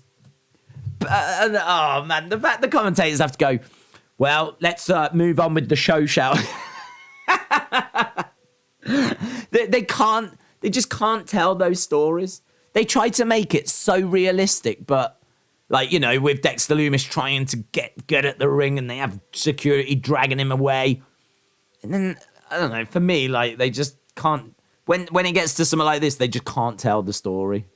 They just don't know how to make it seem realistic. Because he's grabbed someone and no one has stopped him. There's no one that's come out. The commentators, like you would think that the feed would shut off or something. Do you know what I mean? Like we should have just gone straight to commercial. We should have heard Byron going, can we, guys, we've got, I know you can see these pictures, but can we get someone out now? Do you know what I mean? Like, I feel like the actual broadcast, that would have been so much better if on commentary there'd been production. Are you seeing this? Yeah. And you had that, and like the cameras were a little bit off, as like the cameramen were like not sure what they should be filming or if they shouldn't be filming it. Instead, the whole thing is shot beautifully. We're watching the Miz, he's being dragged away. Byron's like, oh, I can't believe he's just been kidnapped. The other commentators are like, well, let's move on with the show. It just, it still feels so fake. I'm not a fan of it. I'm not a fan of that. I really like what they've done with Loomis up to now because it's felt, I can buy it. I know you have to go with it a little bit, like, him sneaking around backstage, setting fire to things and all that. You have to go with it. But I don't know, watching someone that we're meant to believe is actually like, a member of the public or whatever, actually just grab a wrestler and drag him away and no one's done nothing. And I just don't think that's how the commentators would react. I don't think that's how the production would react. I think it would be so much better if we'd had Byron or someone saying that, production, are you seeing this? Are you seeing this? And like, there was a bit of like camera, like, it wasn't perfect. Cameramen didn't know whether they should film it. And then you go to commercial. At least then I'd be like, okay, that was cool. The way they've done that there feels at least like something has really just happened. So, but let's see where it goes. A long time ago, I accepted that you have to just go with these things, don't you? We saw him kidnapping Theory in NXT. You can tell the crowds are just shocked right now. They are stunned into silence. What? Oh my God, Johnny Gargano! What's this? Oh my God, Johnny Gargano's just walked out. Forget Dexter is kidnapping people. Johnny Gargano is here. You wanted a big talking point, you've got it. Johnny Wrestling is on the main roster. Wow. Wow. Listen, you want people to quickly forget one of your superstars has been kicked. Send Johnny. Get Johnny out there. Get Johnny out there. We don't know where the Miz is. Get Johnny out there right now. We need a distraction. Johnny, are you in the area? Are you in the area? I need you to debut now. One of our superstars has been kidnapped. We've got to take everyone's mind off it, Johnny. Johnny Wrestling, Johnny Gargano. What is he going to say? What is he going to say? Look at him touching. Good reaction for him. Weird place to debut him. Why would you debut him here? Why is he here? What's going on, Johnny, mate? What's happening? What's happening, blood? Johnny Gargano. This rebel heart, It's the same music, by the way. OMFG. LS Dub says, seriously, what? No reports of this, by the way. If any of you are sat there thinking, was there reports of it? No reports of this. No reports of this whatsoever. I don't know how they've smuggled him into Canada. Why is he in Canada? He's not Canadian. What are you doing, Johnny? Johnny Wrestling is in the ring right now. Johnny Gargano is here. Oh, he's going to... Do you know what? Guys, if you don't know him, the next Daniel Bryan. Johnny Wrestling chants. Johnny Gargano. More 5-star dinners in NXT than I've had. 5-star dinners? 5-star matches than I've had hot dinners. Johnny Wrestling chants. Yeah, man, he is known. He is known. There was a few question marks as to whether if he was gonna be, like, he fires up the crowds. Few question marks as to whether he was gonna be, what reaction he was gonna get. It's a great reaction. Welcome back, chants. Welcome back, chants for Johnny Wrestling. Surprise. Surprise. It's been 9 months. Has it been 9 months? Has it really been 9 months? Has it been 9 months? Thank you for reminding me who I am. My name is Johnny Gargano.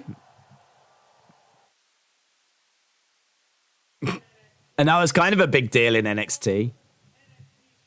Former NXT champ. 3-time North American champ. Tag team champ.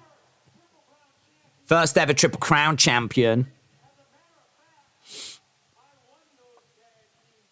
Oh, yeah. I won those tag belts in this very building. It's great to see you, Toronto. Johnny flipping wrestling.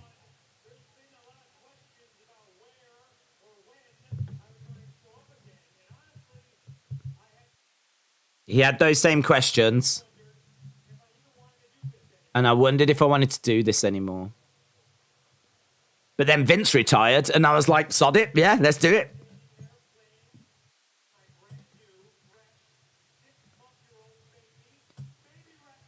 Baby wrestling. Oh, man. I'd watch that. I'd watch that promotion. Baby wrestling. Baby wrestling. There is a baby wrestling chant. Yes. He'll appreciate that when he's older. He had big dreams when he was younger. He dreamed of being the IC champion, of becoming the United States champion, of becoming the WWE champion. Oh my God. Johnny Gargano versus Seth. Johnny Gargano versus Cody. Johnny Gargano versus Kevin Owens. Johnny Gargano versus Roman Reigns. I'm going to throw it. I'm so excited.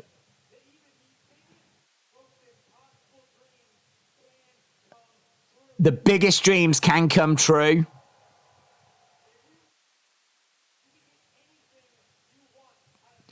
If you work hard enough, you can get anything you want out of this life. You will never fail if you bet on yourself. Unless you're Anthony Joshua, who did lose the other day. So if he'd bet on himself, he would have failed. Seen some great shots of the crowd. I'm proud to say, Johnny Wrestling is back. Johnny Wrestling is back in WWE. Big smile on his face. A-Town. Oh, Theory! A-Town down! Oh, Theory's coming out! The old friend Theory. Cynthia, shout out to you. I'm doing great now. Theory's here. Oh, Theory looks confused. Oh, please don't go in a feud. Don't be in a feud. Your friends. Johnny. Your friends, you were in the way together. You remember the way?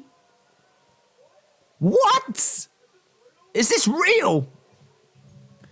No, don't attack him, Theory. 9 months.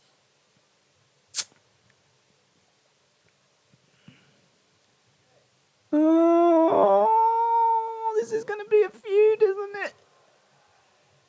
Who's your daddy? Johnny's like, is it me? Am I his daddy? Am I his daddy? A lot has happened. That's a flipping understatement.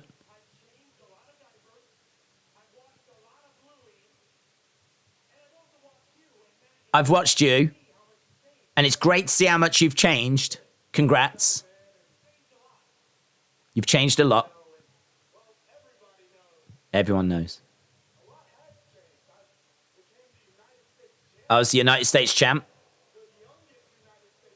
The youngest United States champ. I competed at WrestleMania. And he's got money in the bank. I'm loving the interaction between these two is flipping awesome.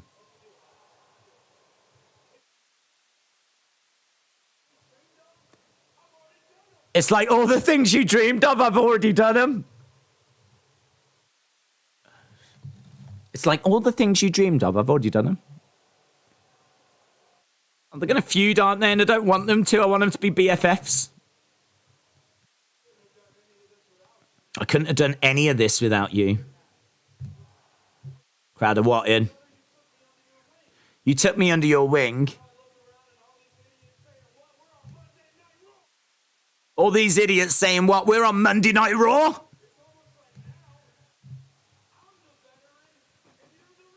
And now it's like I'm the veteran and you're the rookie. You can stand behind me. And you could be my caboose. You can carry my bags.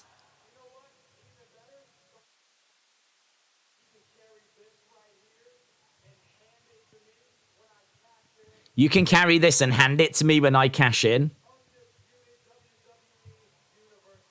Oh, he's got a bit big for his boots, isn't he? He's got a bit big for his boots. Johnny's like, doesn't sound like a great plan. I could show you the way. That's very good. It's very good.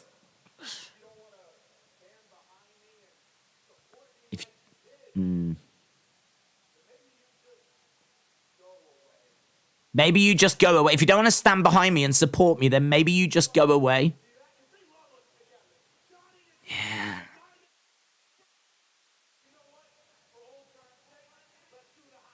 Let's do the high five.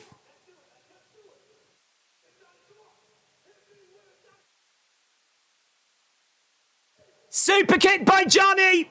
Johnny delivers a super kick. Lays out Theory. Oh, he super kicks Austin Theory. Theory was saying about how he needs to stand behind, carry his bags. If not, get out the way. He says, give me a high five one more time for old time's sake. And Johnny Gargano hits him with a super kick, lays him out. And that is clearly going to be a feud that we are going to be building towards. There we go. It is amazing that Johnny is on this show now. Theory is a waste. Super kick party.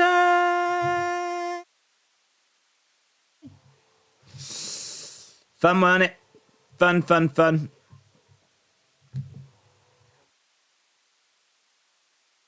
Right, we're at commercial break. Yes, I'm going to need to do a quick video on that, which will come as no surprise to anyone.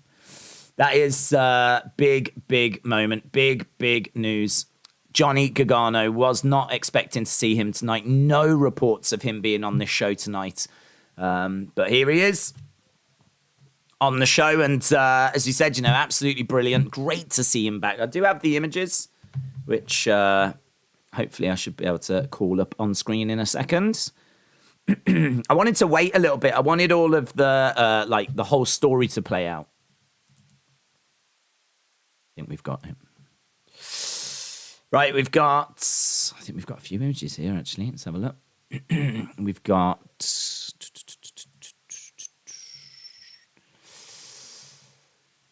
Look at that. That's when he first comes out. Just out of nowhere, his graphics come up, and it is the same music as what he had before. That's what he was wearing. Cool Johnny Wrestling jacket, which looks awesome.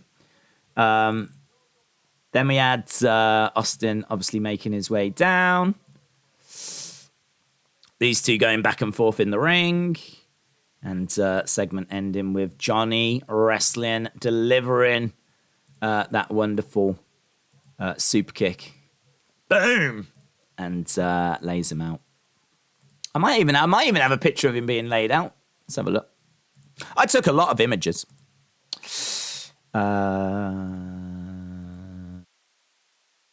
Boom!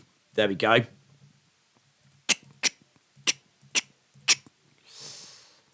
Massive breaking news on WWE Raw. It is true, I'm sure you've seen by now. Johnny Wrestling, Johnny Gargano, has made his way back to WWE. He said he hadn't been on in a ring in 9 months. I can't believe that it's been that long. I can't believe that it's been 9 months. But 9 months, apparently. This came out of the blue. There was no warning of this whatsoever. No reports or anything. This is definitely one of the biggest free agents. If you don't know Johnny Gargano, this guy, to me, this guy right here is the next Daniel Bryan. This guy has got such a strong connection with the fans. But not only that, he can work, man. He can go. He got so many Dave Meltzer 5-star rated matches in NXT. He might actually have more 5-star matches than anyone else in WWE history. I would have to double check that, but he is responsible for quite a few of them from the most recent years. But he came down and got into the ring. He was getting loud Johnny Wrestling chants. And that actually brought out an old friend. It brought out Theory. These two used to be in a group called The Way together, and they were so much fun. And Theory, couldn't believe it. It's 9 months and you're back. Got into the ring. There was a little bit of back and forth. And this was so much fun seeing these two going back and forth. Because he was saying he was really proud of him. Johnny was saying that he'd seen, him be a champion and win Money in the Bank. And Theory was saying, I've changed a lot. I'm the veteran now. You can carry my bags. You can even carry the Money in the Bank briefcase for me if you want to.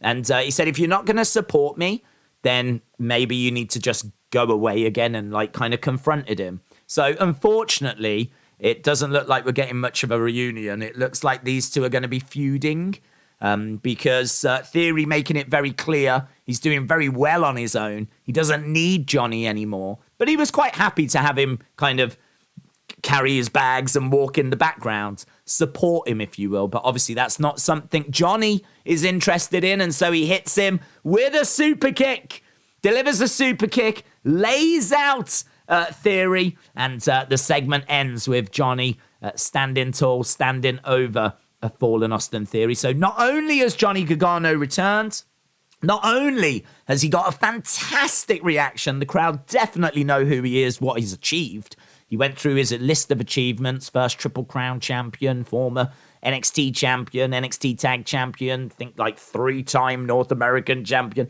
Not only did the crowd know him, and he got an amazing reaction, but it looks like his first feud might have got set up here as well. And as we said, you need to keep an eye on this guy. If you don't know who he is, that's fine. Not everyone watches NXT, of course, but he is going to be, for me, the next big thing. He really is someone that's got that very special connection with the fans. And the last time I saw it, maybe Cody. I think when Cody has got a very special connection, but certainly Daniel Bryan. So big news. Johnny Gargano is back in WWE. Exciting, innit? And we are back as well from commercial break. And next week, we're going to be getting Kurt Angle. Kurt Angle is going to be on the show. So we're going to be getting Kurt. I don't know why. Don't know why Kurt's on the show, but we are going to be getting Kurt. Oh, my God, guys. So much going on. I think we're going to main event of the show now. Main event of the show coming up. And Damian Priest is making his way out. Let's see if we can do that. Turn the sound up as Damian Priest is coming down. Johnny Gargano appears. Or appears doesn't right, isn't it? Returns to WWE on WWE Raw. Super kicks Theory. Oh, what a time to be alive. This rebel heart, this rebel heart. Love that song as well. Big cheer. Who is it? Johnny Wrestling, baby. Johnny Wrestling. Johnny Wrestling. Right, Damian Priest making his way down to the ring.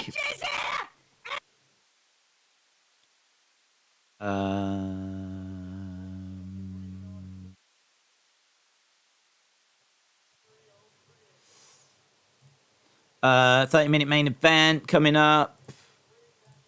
Delwyn says, oh my God, I can't believe it. Johnny returned on Raw. Triple H has woken me up in hyped mode. Give me Theory versus Johnny at Clash. This is awesome. Awesome. It is awesome. This whole thing's awesome. Damian Priest has made his way down there.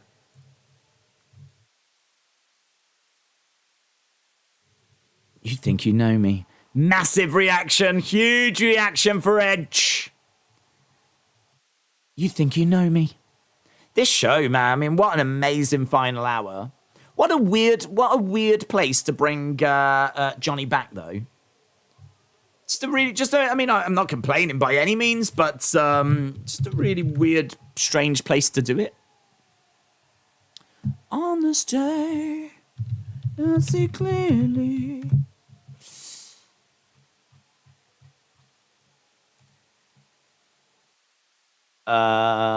Johnny is back in WWE. Let's go. Lots of excitement, man.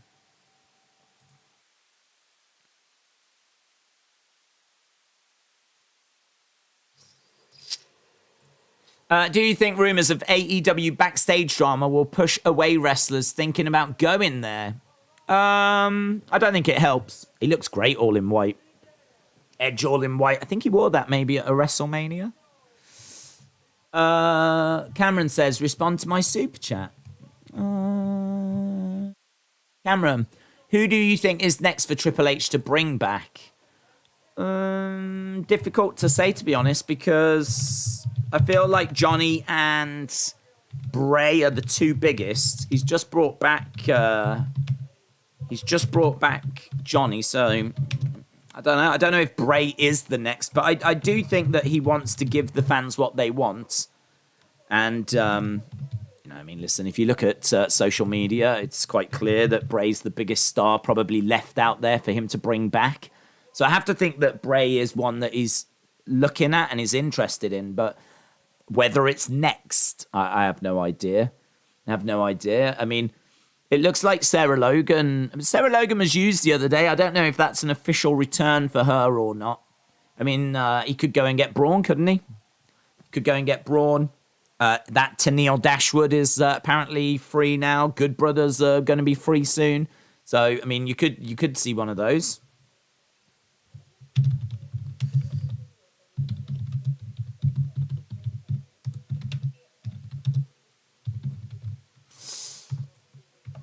So, big news. Johnny Gargano back.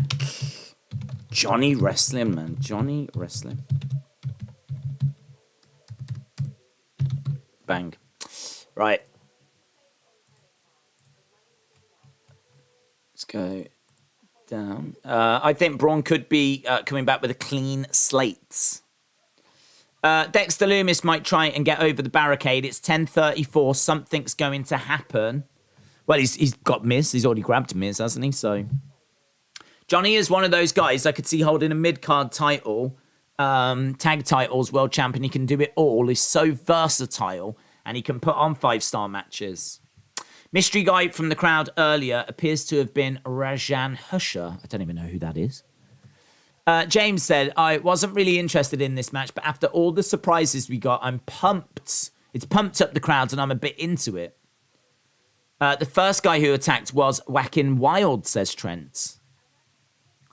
You can watch Clash on BT Sports 2. That's true, yes. I know it's nitpicking, but I feel like Johnny didn't get the real pop he deserves. I felt Toronto wasn't the place. That's fair. That's fair enough. It's fair enough. I do think it's a weird place, but is it the fact that it's here and no one would have expected it to have been there? Is that a good thing? Because it meant no one was expecting it. I mean, no way was we talking about Johnny coming back. Had we have been in Cleveland tonight, there would have been massive Johnny rumours. Because I believe he is from Cleveland. But because we weren't in Cleveland, yeah, it's one that kind of there was no talking about, was there? There was nothing, no rumors or anything. So part of me thinks, yeah, is this the right place for it to have happened? But then part of me thinks, well, damn, they did a really good job of swerving us all. And I think being in Toronto played into that. Ramble said, although Johnny is good, I don't see him as a champion because it still has that bigger, beefier equals powerful effect. So they would need a Rey Mysterio instance showing it's not all size. Edward said, Sean Ross Sapp didn't know about Johnny coming back. No, he didn't. We was in Cleveland last week or the week before. Ninja Kaysen said, Bray will make his return at some point. James said, I think the first guy was just a Canadian indie talent that they might have used as a decoy. Jeremy said, Gargano is from about an hour away from Toronto. Rotem said, maybe Ciampa could talk to Johnny to convince his son-in-law to bring back the Miz. That's a great point. Right, yes. Okay, Johnny Gargano, I can't believe it. Man, and it was just after the Miz had been, like, no one's thinking about them. Oh, there's Beth in the front row. Quite emotional. No one's thinking about the Miz right now. Even Maurice is probably sat at home going, I can't believe Johnny Wrestling's here. Edge versus Damian Priest. Ciampa must be staring down Edge. Beth in the front row. Great gear. An emotional Beth. Beth got tears in her eyes just like Aaliyah. What's up with all the women tonight? Jesus. None of these women can hold themselves together at the moment. Did they say why Kurt was going to be on Raw, by the way? Did we get an answer as to why Kurt's on Raw? Brenton said, Theory gets punked out again. This goes to my point in previous weeks. If he does cash in and beat whoever is champ, it might end up being flat because he's been laid out constantly. Yeah, but my counterpoint to that is that Theory, I think, is meant to be a bit of a... I don't know that he's meant to be a credible challenge. Like, Theory is that sort of heel that's waiting for that opportune moment to cash in, and he's the kind of guy that at the moment is just scraping by with wins. And, you know, if he wins it, I think WWE want him to be seen as being undeserving because it plays into his character. There's always time as he develops and grows for him to pick up credible wins. But right now, they're not looking at that. Right now, I think they're just looking. See, the great thing with him is that he is a made man. He's got that briefcase. He can lose. But once, like, you know, that moment comes to cash in, the crowd are going to pop. Because the live crowd are going to be seeing a moment of, like, a cash-in. Cash-ins, I mean, what cash-ins fall flat? And if he takes losses, he's putting other people over in the process. And if he's seen as undeserving, it just plays perfectly into his character.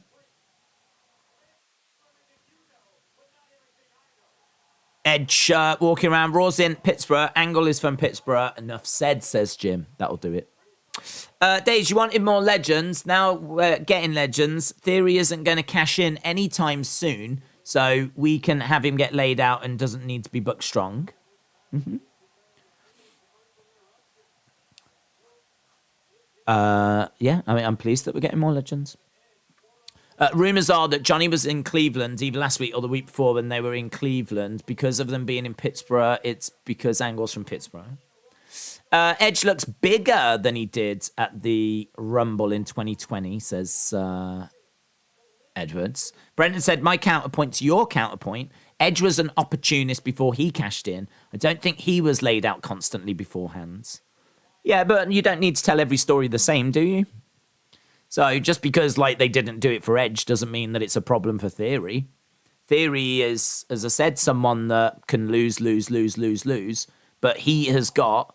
If he didn't have the briefcase, I would actually say, yes, I would agree with you. It's a problem. If he didn't have the briefcase, then it's like, what are we doing with Theory? I understand that we're just going to, you know, have him lose and then like hopefully give him a moment at some point. But he's got the briefcase. He can lose.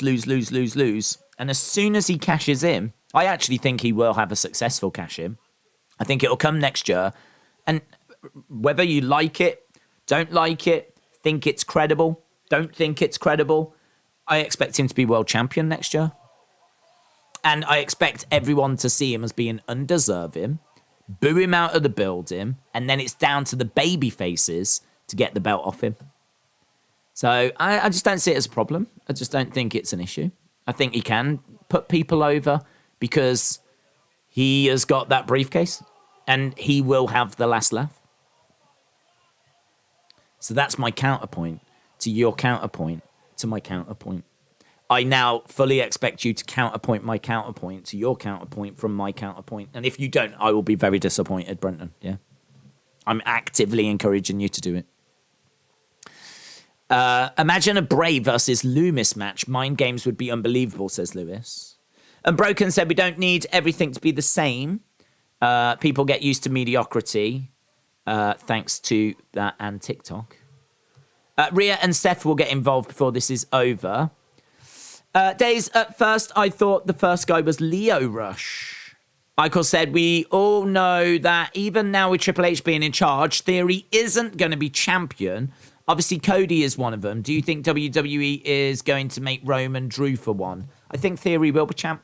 I think Cody will win it, and I think Theory takes it off him very quickly. I think that the story is all about Cody getting to the mountaintop, finally getting it for the Rhodes family, and that is just the absolute perfect time for Theory to cash in. So, you know, Cody's done it. He's got the belt for all of 5 minutes, and now here comes Theory. Can you imagine that moment? The emotion of Cody looking at the belt that his dad, Dusty, never had, and his brother, Goldust, never got to, and he's in the ring. An absolute boyhood dream come true moment. Just, he's there, and he's shattered. It's taken, I don't know who he's beaten, Seth, Drew, I don't care, and he's absolutely just spent. He's given everything. This has been the biggest mountain of his life. This has been what he has dreamed of, what he's had conversations with his dad about. He'll look up to the heavens, blow a kiss to Dusty, and like the whole crowd, there'll be tears. People won't be, he's done it. A-Town down. Down comes Theory. Down comes Theory. Cashes in. Steals that moment away, and it's Theory that walks out with the belt. Cody got there, but he doesn't stay there. Oh, God. Telling you. It's happening. It's happening. Go to your bookies, put money on it. It's happening. No picture-in-picture in the UK. No picture-in-picture in the UK. Shawn Michaels WrestleMania 12 moments. Johnny flipping wrestling. It's exciting, isn't it? Big Guy says won't happen. Won't happen. Happening. Don't put that into the air. It's out there. It's out there. It's so glaringly obvious that it's going to happen. That it's happening. I don't expect Cody back in time for all that booking to happen. Well, I'm thinking that happens at WrestleMania. I expect him to be at WrestleMania. And it's happening. Do you think Beth is going to get involved tonight? Yes. I expect... oh, my God. Damian Priest walking on the ropes. He even spun around on the ropes, came crashing down. And it hurts inside. Dun, dun, dun, dun, dun, dun, dun, dun. It's been a lot of Mizzlemania tonight. Where's the Miz? Couple of kicks as both guys go down.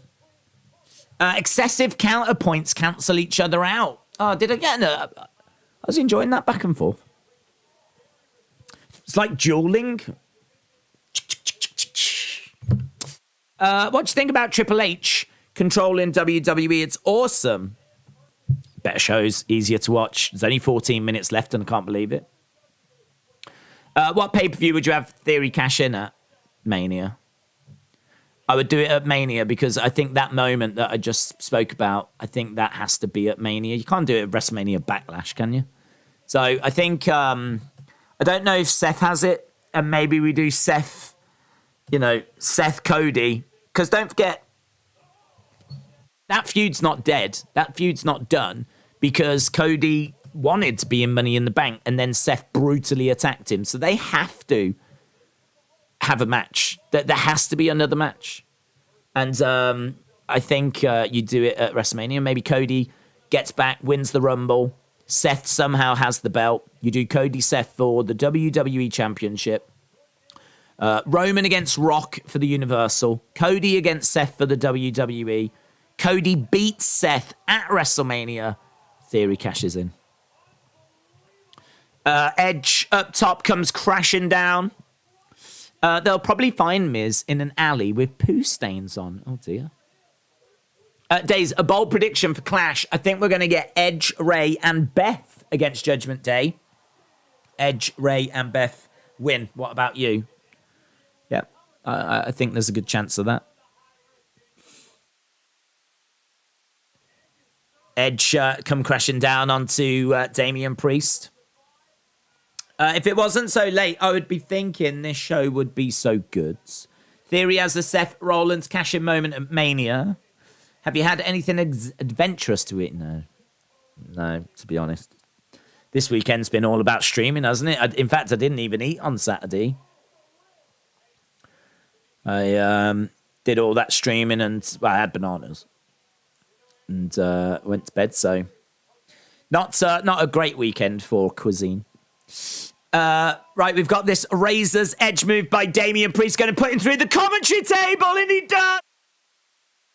Plants him through the commentary table. Damian Priest. What if Damian Priest wins and that's it? Edge goes through the table. Love the way Johnny returned. It reminded me of CM Punk return, says Wrestle with Andy.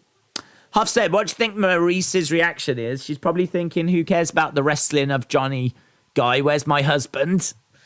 Brendan said, my final counterpoint, why devalue Money in the Bank through making your holder look like a joke? Sandow and Otis are two examples. Seems like Vince lost the plot. Has Triple H soured on Theory? Okay, my counterpoint, don't make it your final counterpoint, but my counterpoint to your counterpoint, which was to my counterpoint, is that it does not devalue the Money in the Bank briefcase because it does not lose any value, does it? The value of the briefcase is that you can cash it in whenever you want to get a championship opportunity. If he loses all the time, but still has that briefcase does not lose value because he can still cash it in and get the exact same prize as what he would have got if he was winning all the time. His character is a heel, and he is a slimy, smarmy heel that'll steal victories, cheat to win, do whatever's necessary. And to be honest, the way that he's been positioned is that there are people in this company that are better than him. Roman is better than him. Bobby is better than him. Theory is sort of middle of the pack, really, at the moment. So he's kind of like a mid-carder that won this massive opportunity. We can all see that he's not at the main event standard yet. If you did Theory against Cody, I would imagine Cody would win if it was clean. If you did Seth against Theory, Seth would win. If you did Roman Theory, Roman would win. If you did Brock Theory, Brock would win. We're just actually being quite honest about where Theory is. Theory is in the mid-card at the moment. He's a mid-carder that has won a massive opportunity. So I don't think that there's a problem with him putting people over because, as I said, he will have that last laugh. He will be champion. And if you don't think he's credible, it doesn't matter.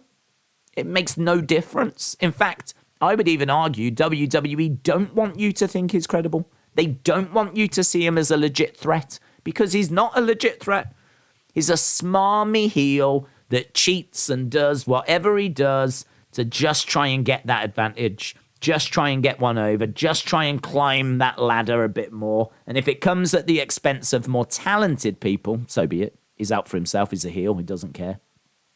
So whilst he's got this briefcase and he's got this guaranteed amazing moment in the future that's going to come, he might as well just put some other people over. Might as well. Because, like, if he was credible, if he was winning all the time anyway, why would he need the briefcase? Why would he need the briefcase? If he was good enough to just win the title anyway, if he's good enough to just win loads, then why have the briefcase? Why waste the briefcase on him if he's going to get there anyway? I love the fact, I actually really like the booking because I like the fact we've got this guy who has got great potential, but right now at this age, mid-carder, and that's exactly where he belongs. And we know that he would lose against main event guys, but he has managed to get this opportunity. He's got this briefcase. Without it, he would not be going for a major title. He doesn't belong there. This is the cheat code. It's a cheat code. So you might as well show that he's losing matches and show that he's, not good enough to be at the top of the card yet. But if he cashes in and wins the title, he can walk around. It's like what Liv's doing. This is why Liv gets such negative reactions. Not all the time, but from a good percentage of the universe. Because she is someone that lost to Ronda. She lost to Ronda, but she's parading the title around as if she's God's gift to women's wrestling. When in a lot of people's eyes, she's not the rightful champion. So, like, that is a problem for her because she's meant to be a face. But it's not a problem for Theory because Theory's a heel. So it's not a problem. So that's my counterpoint to your counterpoint to my counterpoint. And I get the feeling we will not see eye to eye on it. Which is fine. I totally get the point.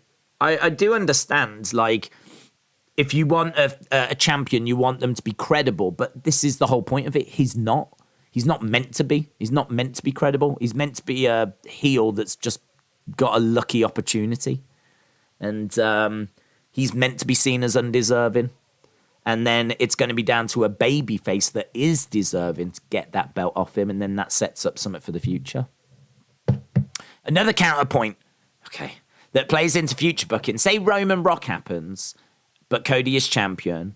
Does Cody win, resulting in a failed cash-in, which further pushes Cody? Theory might be sacrificed. I wouldn't have Cody win. Does Cody win, resulting in a failed cash-in to further push Cody? I wouldn't do that. I wouldn't have Theory cash in and Cody win. I would take the moment away from Cody. I think I would build heat on Theory.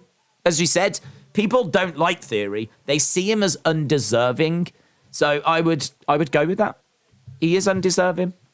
But he's an undeserving little that's going to cost Cody the biggest moment of his life. Or shorten the biggest moment of his life. Reckoning by Damian Priest. Damian Priest in control here. My counterpoint to both of you, says John, is we don't know what happens until it happens. So you could both be wrong. That's true, actually. That is true. Might be having this. I mean, like, look, nothing but respect. I hope it's coming across as respectful because I am actually enjoying the conversation. But that is true. We could be a million miles away. You might end up cashing in on R-Truth. Boom, down goes Damian Priest. 1, 2, shoulder up. How do you think Drew Roman gets to be for one title? Don't know. I don't know. We spoke about that earlier, and the latest report is that WWE themselves don't know. So, tricky. Days, my counterpoint is, why would you take that moment away from Cody? Because that's the point, isn't it? You give it to him again later down the road, but it's what they did with Daniel Bryan. So Daniel Bryan was trying to be the champion, and he wins at SummerSlam in 2013, and he beats John Cena, wins the title, and then gets cashed in on. Because they constantly... Daniel Bryan knew that the more that you denied people that moment, the bigger the moment is. And WrestleMania 30 was monstrous because people had been worked up into a frenzy. People had wanted to see that moment for so long. And part of that journey was Daniel actually... People forget that Daniel won the title at SummerSlam the year before. People forget that. Because literally about 30 seconds later, he gets cashed in on. And so he loses the title. But he did win the title the SummerSlam before WrestleMania 30. So I would have Cody win it eventually. But I think that is such a tempting moment to give that moment to Cody and then take it away. Referee is down and he's snapped the bottom off the chair. Crossface applied by Edge using that broken piece of chair. Damian Priest is going over to the corner. You got Edge in the other corner. Obviously, Beth still watching on. Oh, he nails him. Oh, he's got to be out cold, man. 1, 2, 3, 4, 5, 6, 7. Shoulder up on a 2 count. He absolutely cracked him with that chair leg. Screaming at him. Beth still watching on. Maybe Dexter kidnapped Miz as a favor to Johnny so DIY can reunite. Oh. Canadian Destroyer in Canada. A Canadian Destroyer. Spear by Edge. 1, 2, 3. Edge wins. I doubt anyone's surprised. Oh, Judgment Day coming down. Is Beth going to jump the barricades? Got to think so. I've got to think Finn and Rhea are coming. 10 years since we last saw him. Edge is grabbing a couple of chairs. Canadian Destroyer. He's going to go for a concerto. Oh, here's Rhea. Low blow by Rhea. Beth.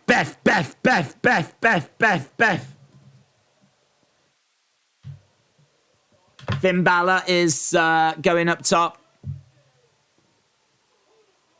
Coup de grace by Finn.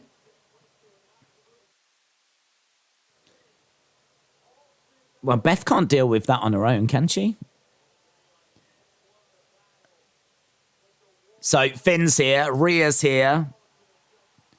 Big cheer. Oh, there's Beth. Beth grabs the chair. Beth comes in. She's got the chair. She's trying to keep Rhea back. Rhea standing over Edge. She's keeping them back on her own. Edge is down. Beth driving Judgment Day back. Turns out that the 3 members of Judgment Day can be neutralized by one Beth Phoenix and a chair. Judgment Day scarpering away. Edge now getting up to his feet. Beth through a table. No, it just comes to an end there. She drives them back, that's it. Beth screaming, come on then! Come on!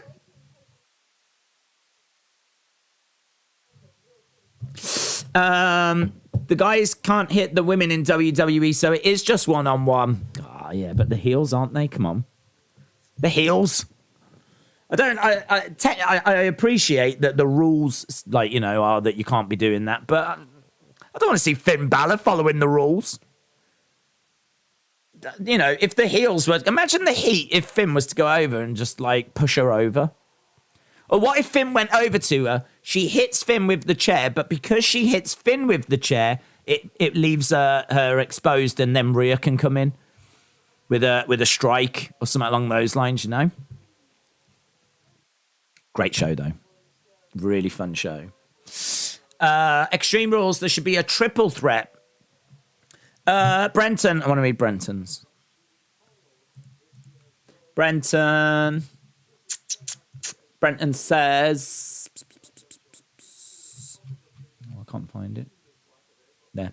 Undeserving doesn't have to mean weak. You can have Theory win by cheating, and he still will be looked at as the fans as undeserving. Nothing but respect despite disagreement. Love the debate. Yeah. Yeah, I mean, like, that is true. He doesn't have to lose to be undeserving. He can cheat, and who knows? He might cheat, and he might get a win against Johnny.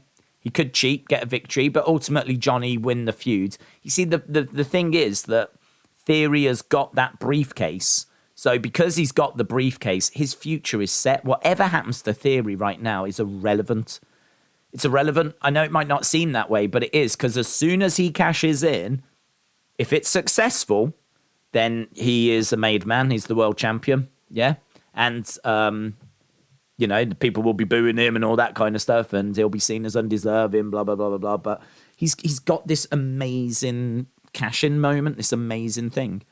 So it kind of feels like he might as well put people over at the moment, because Johnny doesn't have anything. Johnny's only just arrived. Johnny hasn't got anything. I mean, if Johnny is going to be losing, you know, he needs to be seen as credible. He's only just come in. So if you are going to do Theory Johnny, it does feel like Johnny should be the one that goes over, because Johnny needs to be built up. He needs to be seen as being a star, as being someone that, you know, is going to, you know, be the next big deal. I mean, I can tell you that I think is the next Daniel Bryan, but he's got to show it. And I don't know, if he's going to be losing like clean to Theory, that's going to suck. So, you know, if he loses to Theory because Theory cheats, you can do that. But equally, I think if Johnny gets some wins and some victories, that's great for Johnny. And I just don't think it's going to hurt Theory. I really don't, because he just cashes in and it all goes away. Mr. said, my counterpoint, Theory cash in on Cody, lights go out, red. No Fiend, but Bo Dallas or something there to send a message. Bray wants his belt back. Huff Sports Media said, I just saw a tweet. Candice should return. And since someone's got to watch the kid, they just stick him on commentary. What? Baby wrestling? Put baby wrestling on commentary. Why not? Why not? The crowd were chanting him anyway, so why not?